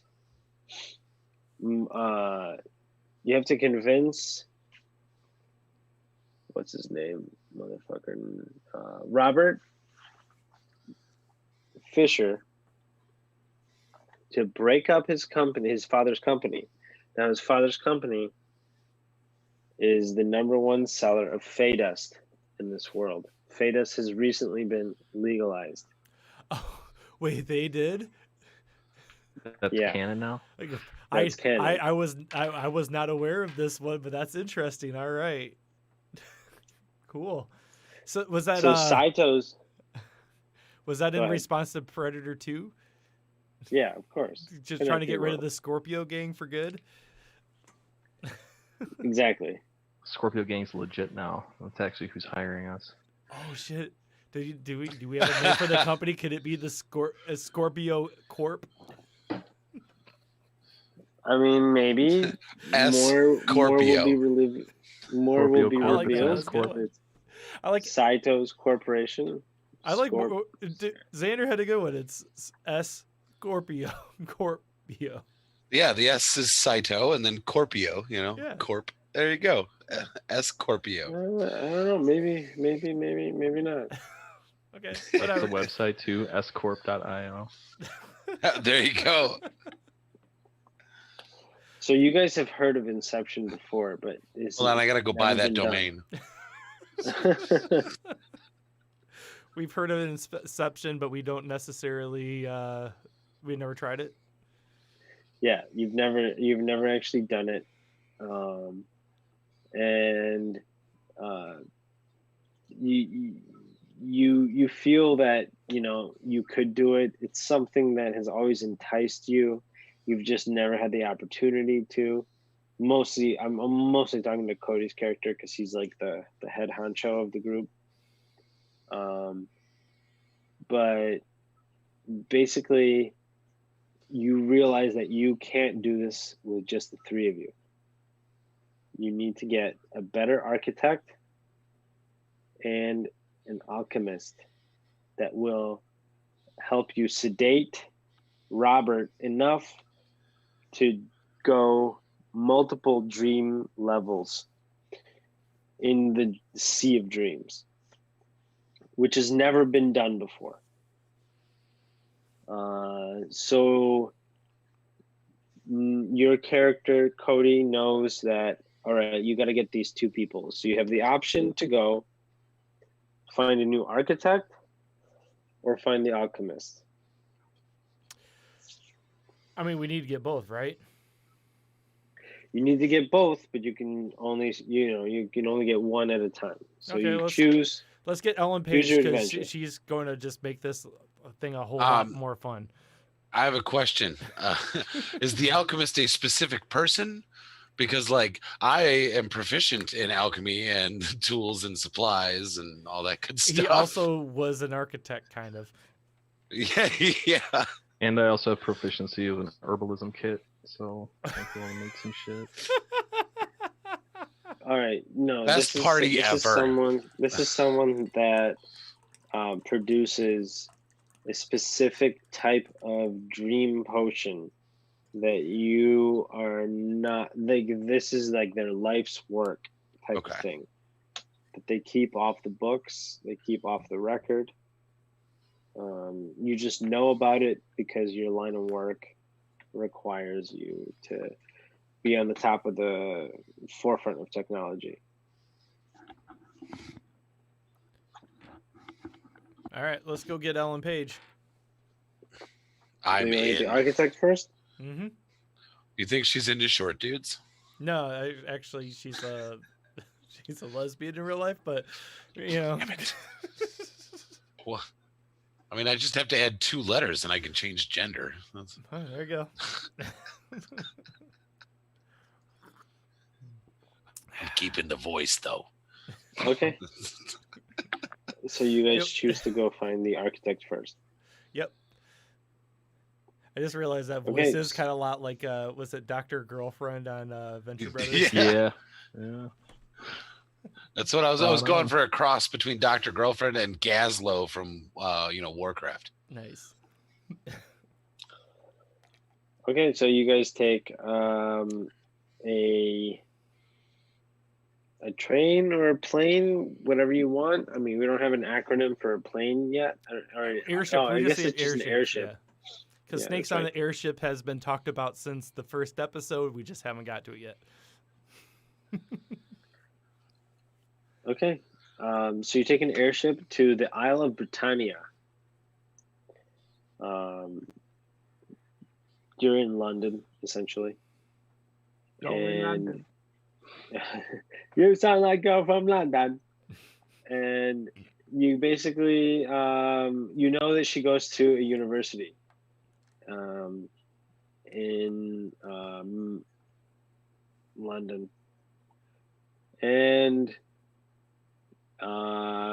you find her, and you don't, she doesn't know that you guys know that she is good at this type of thing, which is building dreams. So you got to sell her on this job. Well, so I guess meta question again. So we're going to get killed if we don't do this, but were we offered any kind of monetary thing on top of that? Because I feel like we have to offer something. It's, you failed your mission of getting information from Saito, and if you don't do this job, Cobalt artificers will hunt you down and kill you. Right. I already said that. What I asked was because if we're hiring people for a job, there is the only prize we get is we don't die. Because I'm saying if we're going into this, if we're trying to hire a crew, it's kind of weird for me to come in here. It's like, I tell you what, I got a job for you. We're not going to die. There's not much of an incentive, you know. Make me this thing, and these people won't kill you. No, it won't kill us. She's not involved. She is now. Okay, I see what you mean. So I guess Saito is offering a large payday. You don't have like specific details for it, but he's offering you a lot more money than you would ever make for one job in working for Cobalt. Cool, I can work with that. Thank you. All right, I guess I approach her and it's just like, so yeah, I've heard you're pretty good here at this school with architecture here. Heard you're the person we should talk to. Talk to about what? Talk to about jobs. I hear that you can. Well, I hear that you have the kind of imagination that can just create a world like no other. I feel like you practically already have your degree. You already should be thinking about what's next. I mean, I'm here with my friend the Mole right here, who's been working at what do we call it? Another firm or whatever we call it in Chicago. It's that guy and the other guy, architecture firm in Chicago. Yeah, it's Random and the other guy. Yeah. Yeah, it's on something street. Yep. Apparently, Chicago has a something street too. Yeah. So I'm just like, yeah, we're looking to hire, and you're about ready for a job. Yeah, I got a building she can erect. Sexual harassment laws in England. I don't work here. Fine. It's diplomatic. Okay, so she's looking for. So she knows that you guys are dream infiltrators, and she follows you guys. Excuse me. She follows you guys back to to your hotel room, and you guys all go under as like a test, you know, to kind of see how strong she is at building dreams. You guys are walking down the street that is populated with like a fair amount of people. Social distancing would not be okay with this. Mayor Lightfoot would put you in jail. We're again, things are snapping right now. We're trying to get away from reality. It's just. I don't mind some jokes I about it. know, but you can I know. I'm just glad the movie wasn't like Demolition Man. Which is coming. That is coming. If you actually, I'm not sure if anyone's actually read my my background. I got arrested working for I forget Phoenix, something Phoenix, Simon Phoenix. Yeah, that was a job went bad because I wanted to tie in for a future Demolition Man. Spoilers. I still need to see that movie. Like I've never actually seen it. Get a bunch of Taco Bell and just sit down and do it. Is fucking brilliant. Best movie of all time. I'm in shock. Really? No, it's not the best movie of all time, but it's great. No, but yeah, it's fucking amazing. Like, but the Taco Bell is important. You'll understand why in a bit. That's right. And bring some seashells. 3 of them. Yep. And welcome back to Demolition Man references with your host Adam Hynos. He has not seen the movie. All right. Well, sorry for derailing your show. No, it's all good. It's just there's so many distractions going on right now. It's like I know ridiculous. My brain can't keep it straight. I'm hearing like fireworks going off behind me and then random fucking booms, knowing that there's a riot going on. Yeah. But anyways, so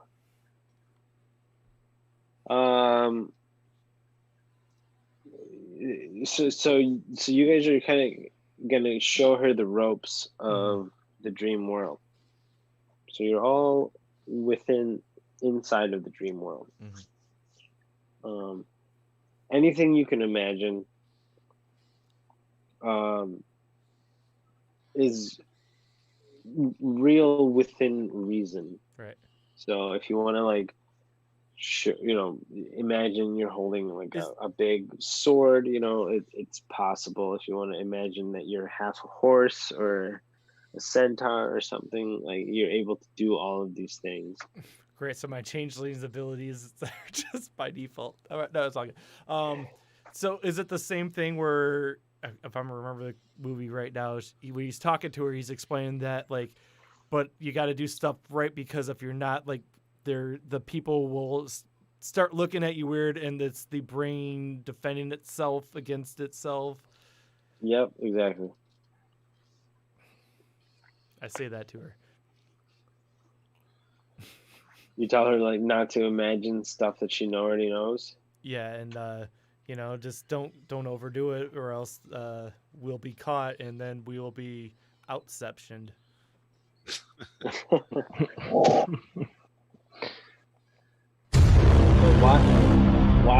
While you're hanging out with her, your old patron shows up, Tatiana. In the dream again? In the dream again, yeah. That bitch.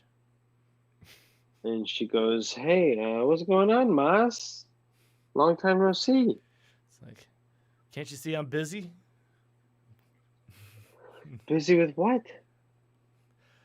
I'm hiring. I'm in a hiring process. I don't walk in to your office when you're dealing with your underlings. But you've never walked into my office. What are you talking about? I walked into your office that one day. You didn't even know who I was. You're like, you gave me all these powers, and then all of a sudden you're like, I'd let it deal with my underlings. I've decided Morty's a pervert now. Just in case you guys haven't caught on. Yeah. Well, that works. So she gets like visibly frustrated with you, and she casts dancing lights,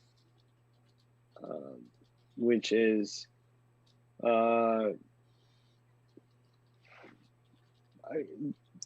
4 lights start kind of spinning around in a circle, and they form into like a vague humanoid form. and it stands right in front of her, and then it starts glowing super bright. And now everyone roll initiative. Cool. Before we do that, I'm just going to lean to the new chick and just like see, like, that's what you should try to build around.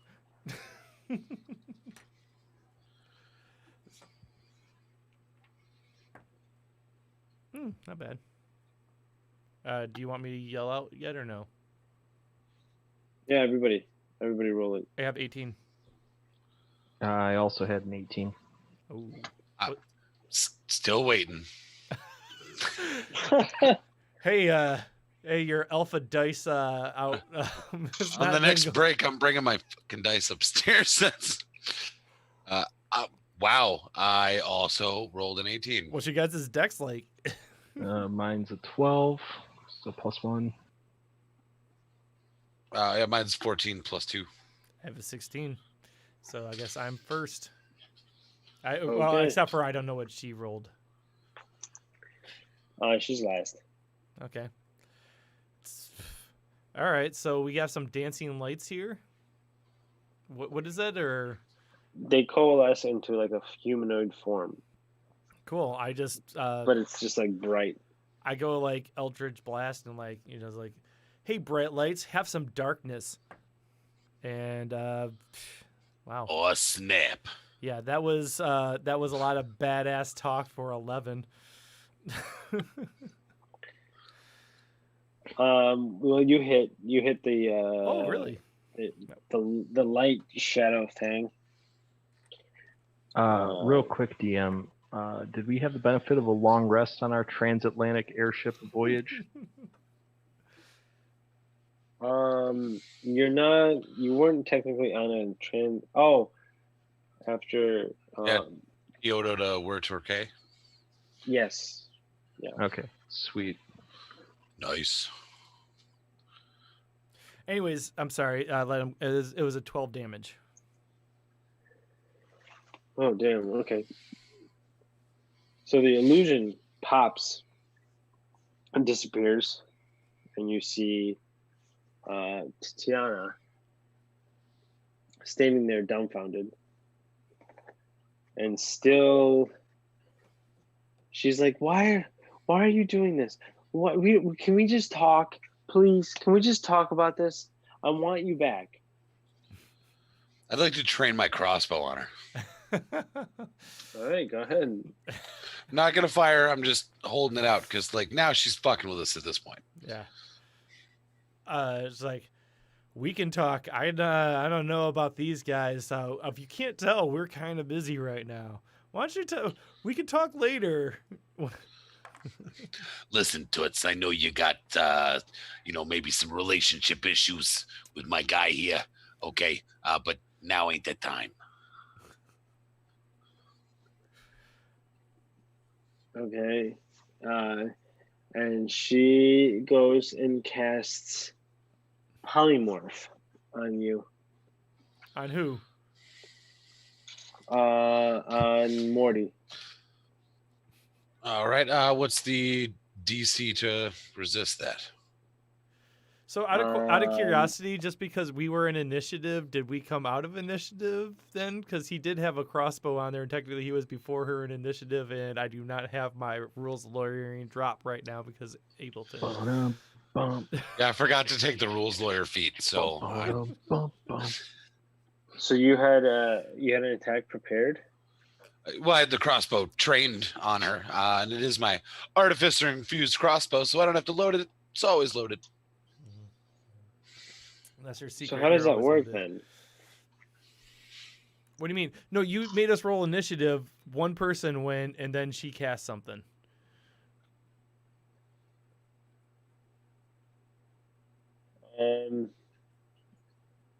I guess she can't cast something then right now. I guess it's got to be Xander first. So. Well, I'm not gonna fucking shoot at her yet. She made some lights and he popped the lights and we're talking. So I will gladly hold my turn. Okay. Yeah, we'll just scratch that then. Bill, you're next. I mean, we're still talking. Yeah, but she's like ready to. She's like kind of coalescing a spell. You can almost see like she's got Kamehameha something. Oh, so it's like a full episode of Dragon Ball Z where it's a half an hour is just someone going. That's a good description. I'll cast Shillelagh on my walking stick here. Kamehameha, hold on.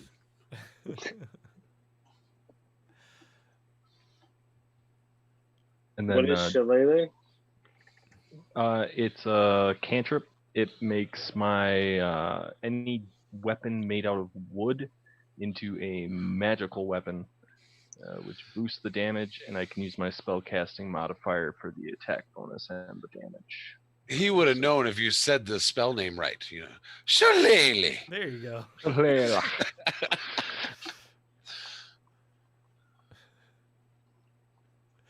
All right, so that's everyone pretty much. Yeah, so we're all just like prepped. Yeah, we're ready. It's like if she wants to bring it, she can bring it. Well, she's gonna try to cast polymorph on Xander's character, Morty. the mole, Morty. Isn't polymorph So you like gotta a do a wisdom shapeshift thing? Yeah, a wisdom save. I forget how that works. Does it just randomly select something, or does she get to pick what she's changing him into? All right. So wisdom save, you said? Yeah. All right. I have advantage. So give me 20 minutes while I roll twice. Jesus Christ. All right. I'm gonna pee real quick, but I'm still listening. Actually, I'm not gonna roll twice. I'm just gonna take the nat 20. Oh, there you go.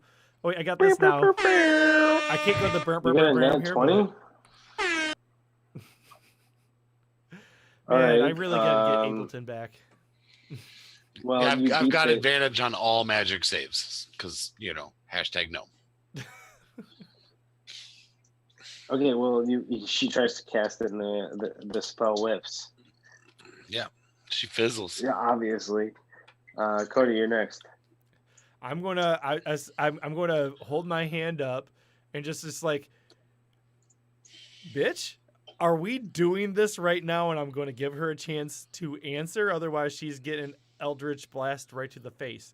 Yeah, and I say that. No, that's not meta. Just tried to turn me into a woodchuck. Yeah, I'm going to just say like, bitch, we doing this, or else you get Eldritch Blast to the face. Yeah, she is gonna say. Is that the first time you threatened to blast on a face? Well, the first time I threatened her. The last time I offered. Last time I just did it. Easier to ask for forgiveness than permission. That's the Catholic Church's motto, so it's good enough for me. Oh yeah, you guys are so bad. Whatever, you're the one who just came back up the camera, putting your belt on. Hey, I was listening the whole time. I got an AirPod. So is she doing this? Am I blasting her in the face? Yeah, I mean she's gonna say you never loved me anyways. That's a 17 to hit. That hits. All right. Shit, I just had my.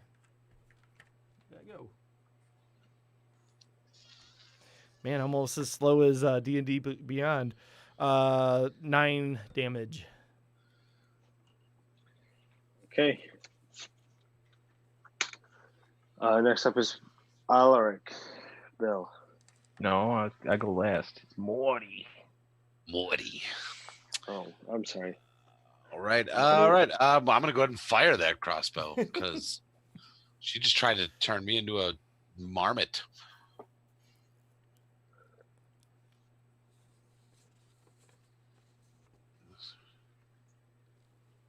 Uh, 22 to hit.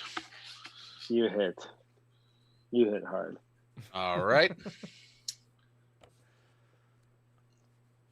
I'd like to suggest that since the rolls take forever on the digital dice, that you splice in riding dirty. They see me rolling during the period of time while we're waiting. I like it. So 6, 7, 8, 9 damage for the crossbow hit. And for my bonus action, I'm going to use my lightning launcher to do an extra D6.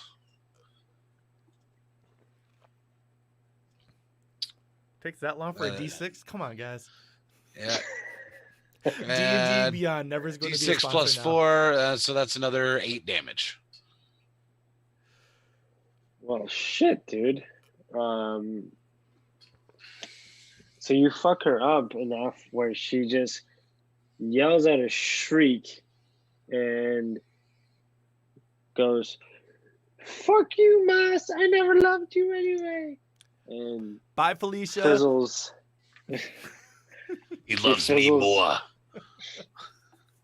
She fizzles out into the ether. Anyways, I turn back to Ellen Page like, anyways, so if you work with us in this dream thing, if you do it properly, you notice how we just fought a whole fake goddess over here and no one notices. Is like, you have to roll with the dream itself and just don't break the rules of this reality. Like, see all these people right over here? Nothing. It was fine. That was fine. So, Cody, you're going to have to either roll a persuasion or a deception. Oh, I'll do deception because I get an advantage on that one. Can I use my action to help and give him advantage? I already have advantage. Doesn't matter. I have a 20 on that. Classic 20. Yeah, I have. He gave everyone a feat. I have the actor feat, which gave me my +1 to charisma. Which, if you don't know this, if you're trying to build something, Changeling, you can have +3 to charisma, plus a +1 from the actor's feat, plus you get advantage on deception and performance. I am a convincer. Okay. Yeah, min-maxers. In this game, I was going to say you're the forger. Well, whatever. He's definitely the party face. If you've seen Inception recently, Tom Hardy is the forger. All right, Tom Hardy's cool. He's better as Venom. I still need to see that movie. Not bad. It's better than I thought. So what's happening then? No Venom, no Demolition Man. I'm disappointed in you, man. Dude, I don't have time. I don't have any fucking time to watch anything. Had no time since like 1993 or whatever. All right, well, all right. I get Demolition Man. I get it. I'll fix that. Yeah. Anyways, so what's happening? Bill's next. Well, I mean, she's gone. Nothing. Yeah. So you're out of combat. I just sit there and holding my magic walking stick there, and in Sylvan, under my breath, I whisper, "Be gone, thought." All right. So the architect, Ellen Page's character, I had her name here somewhere. It was Ariande. What was it? Ariana Grande? Definitely. Yeah, I heard Ariana Grande. Ariande. So she's basically confused, a little scared at Cody's interaction with the patron, but she's willing to join your guys' squad and be your new architect. Sweet, you won't regret this. I don't have the Zelda sound. And you know what? My Ableton's down, and I don't right now either. I am sorry. Glad to have you on the team, doll. And I give her a little smack on the butt. I am really sorry we don't have an HR department in this group. I apologize. Yeah, unfortunately. HR stands for handsy reactions. Oh, no. This is going bad. You keep leaving me openings. Oh, that was...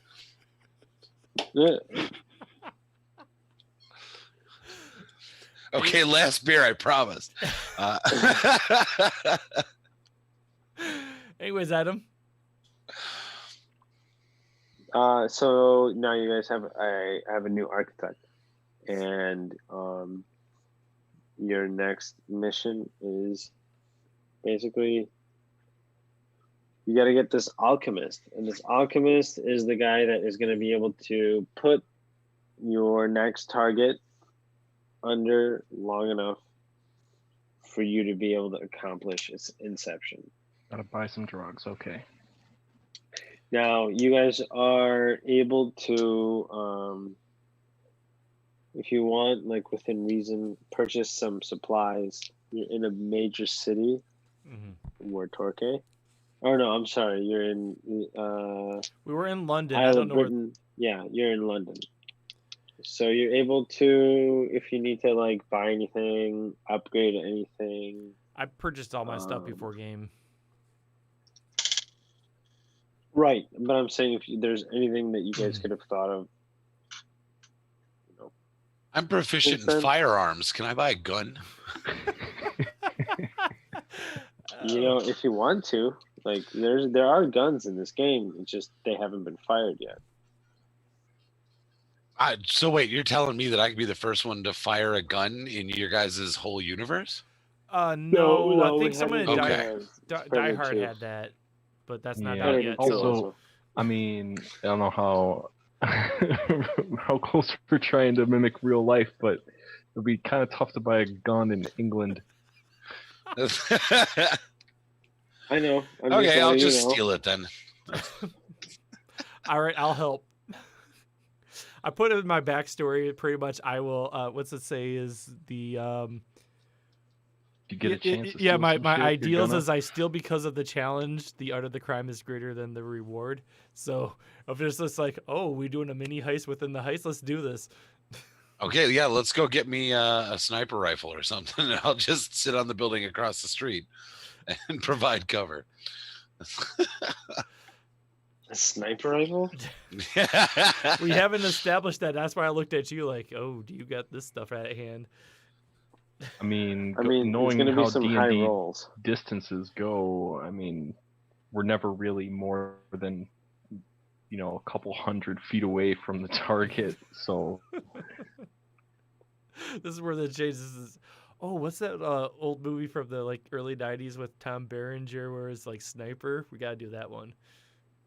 Random references. I'm old. I'm out. Yeah, but what about Sniper 3 with Treat Williams? Oh, fuck. Thank you. Someone knows what I'm talking about. Yeah. So Bill's in his 40s too, like Cody. No, Bill's actually 900 years old. He's floating. That's right. He could be anything. He doesn't have a camera. No one knows yet. We're already pretty much, putting it out there. Actually, an extremely advanced AI. So he's Johnny Depp. Dude, I would totally play D&D with an AI as the fifth person in there every so often. It's your turn, Deep Blue. I seduce the dragon. Figures the AI would be a typical bard. All right, so we buying this gun, or I don't know. You guys are your next mission is to find the alchemist that will make you guys strong enough a potion to be able to go into 3 levels of Sea of Dreams. Deep Dreams. Yeah. Is he also in Fantasy London? He is He's in Mombasa. Is that Fantasy Mumbai? It's Mombasa. No, that's Simba's dad. Simba's retarded cousin. Played by blonde Wesley Snipes. Okay, we are just mixing too many things up here. Let's get on the airship and let's go. All right. All right. So you guys are traveling. Mm-hmm. I take a long to rest. Mombasa. You take you get to take a long rest, and you arrive in Mombasa. It is a very very busy city, but not in terms of what you're used to, seeing trains and buses. You just see a ton of people on whatever the fuck they can ride. And so it looks like a very wild and lawless city. My kind of place. You were told by your employer, Saito, not Cobalt, that you can meet him at the Red Roof Tavern. All right, we go to the Red Roof Tavern. Well, I mean, you don't know exactly where it is. Oh, then I turn to someone on the street and I say, "Hey, do you know where the Red Roof is?" It's next to the Steak and Shake. There's a Cracker Barrel across the street.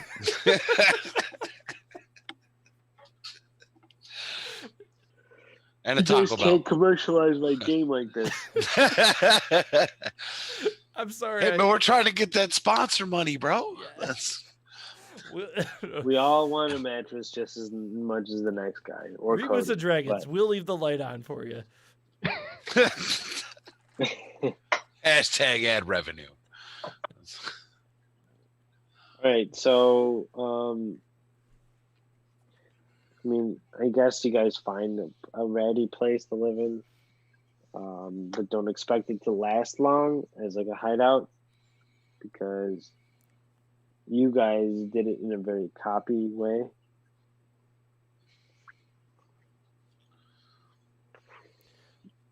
Oh, like you guys. So this place wasn't just a regular. I thought it was like a regular business because it had like a name and stuff. So this was a underground place. Basically. Yeah. Okay. Well, then I changed my identity because I'm a changeling, and then I go out and look for the shadiest looking motherfucker, and then ask, offer him a gold piece of like, hey, I'm looking for this dude.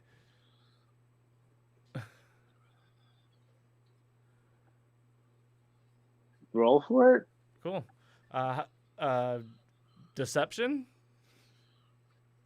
Sure. Yeah. Sweet. That would be a 22. Damn. Damn, you succeeded. Damn you for advancing the plot line. All right. So he lets you know, like, okay, he's at this bar, and you guys get put in the right direction of where Yusuf, the alchemist, is, and he's sitting at the cocktail bar, sipping one of those weird egg yolk, like kind of fancy ass cocktails, but it's like a martini. It's like in a martini glass. It's like a super nice cocktail, and he's having a drink. So who's gonna go and talk to him? I guess I mean I got really. I mean, do we have a problem with me just like walking up, sitting down, going, "Give me what he's having," and just like kicking my feet up on the table? I have no problem with that. I say that I'm walking up to him and he sits right next to him and orders one of those eggy drinks.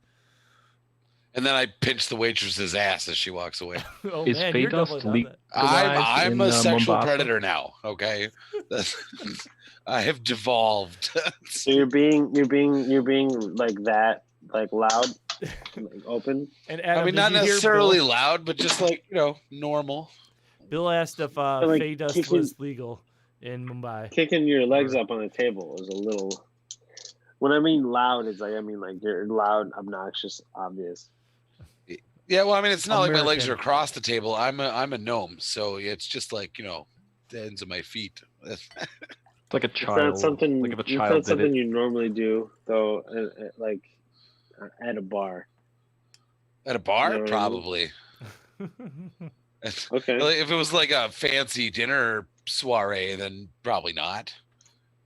All right, roll me a d20. Why not?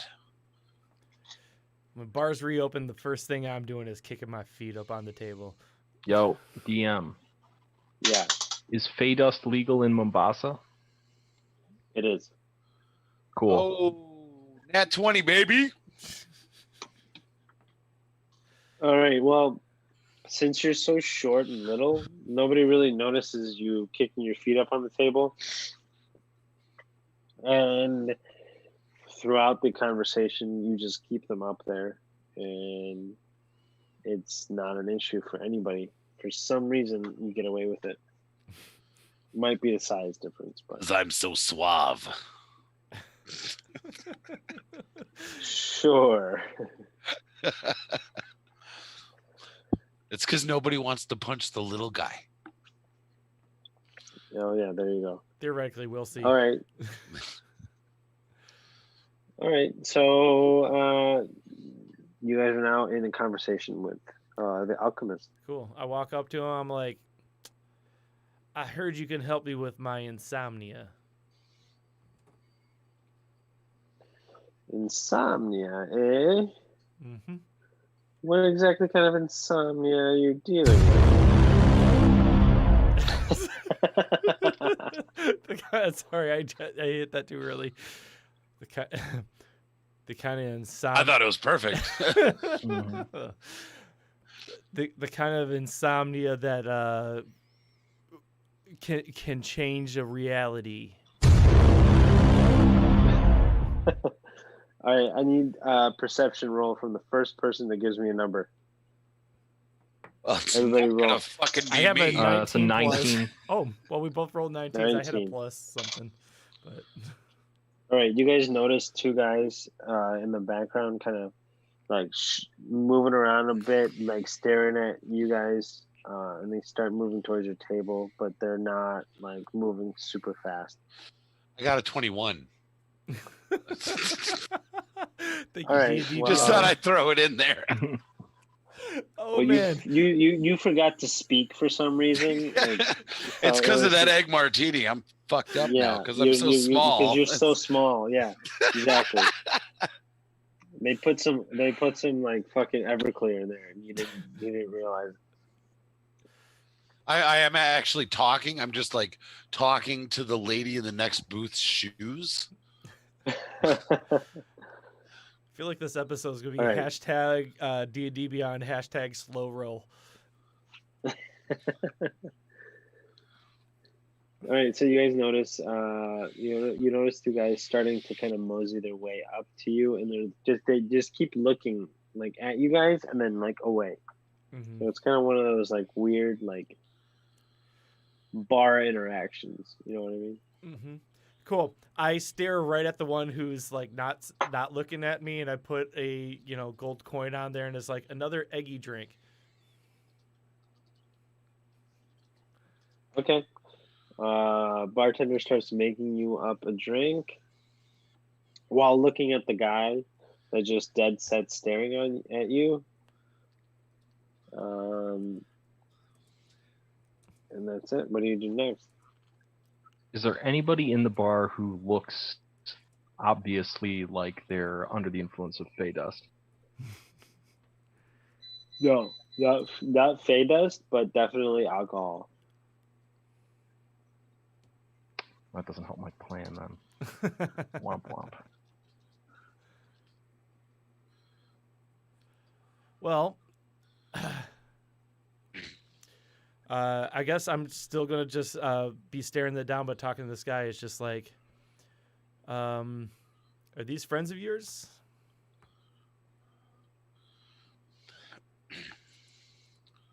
Adam?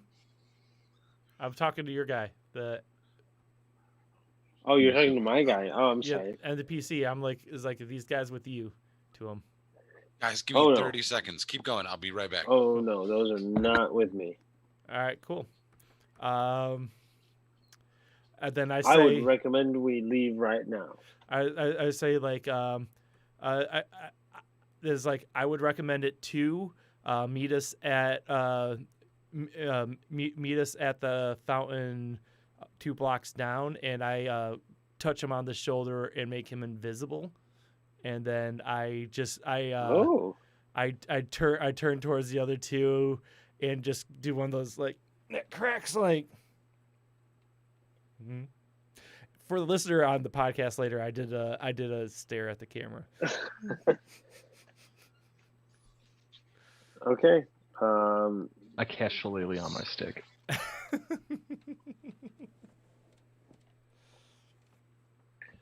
All right. So you casted invisibility on Yusuf. Mm-hmm. And tell him to meet us down at the. Okay. I think we should end it there then, right before. Cool. So where we come back next week. Because it's going to be a bit of a battle. Cool. So where we come back next week, or next time. Actually, I don't know when we come back. But you said you want to play, unless you got one more. Do you want to do one more? It's 11, 17. No. I'm going to have to call it. Okay. So, yeah, we'll come back as soon as we are able to, scheduling permitted. Yeah. Well, you guys, I'm sure you'll throw up a post so everybody knows when the next section of this will be. Yeah, and we'll take out these numbskulls while our guy goes act. I Reboots and Dragons. Hopefully.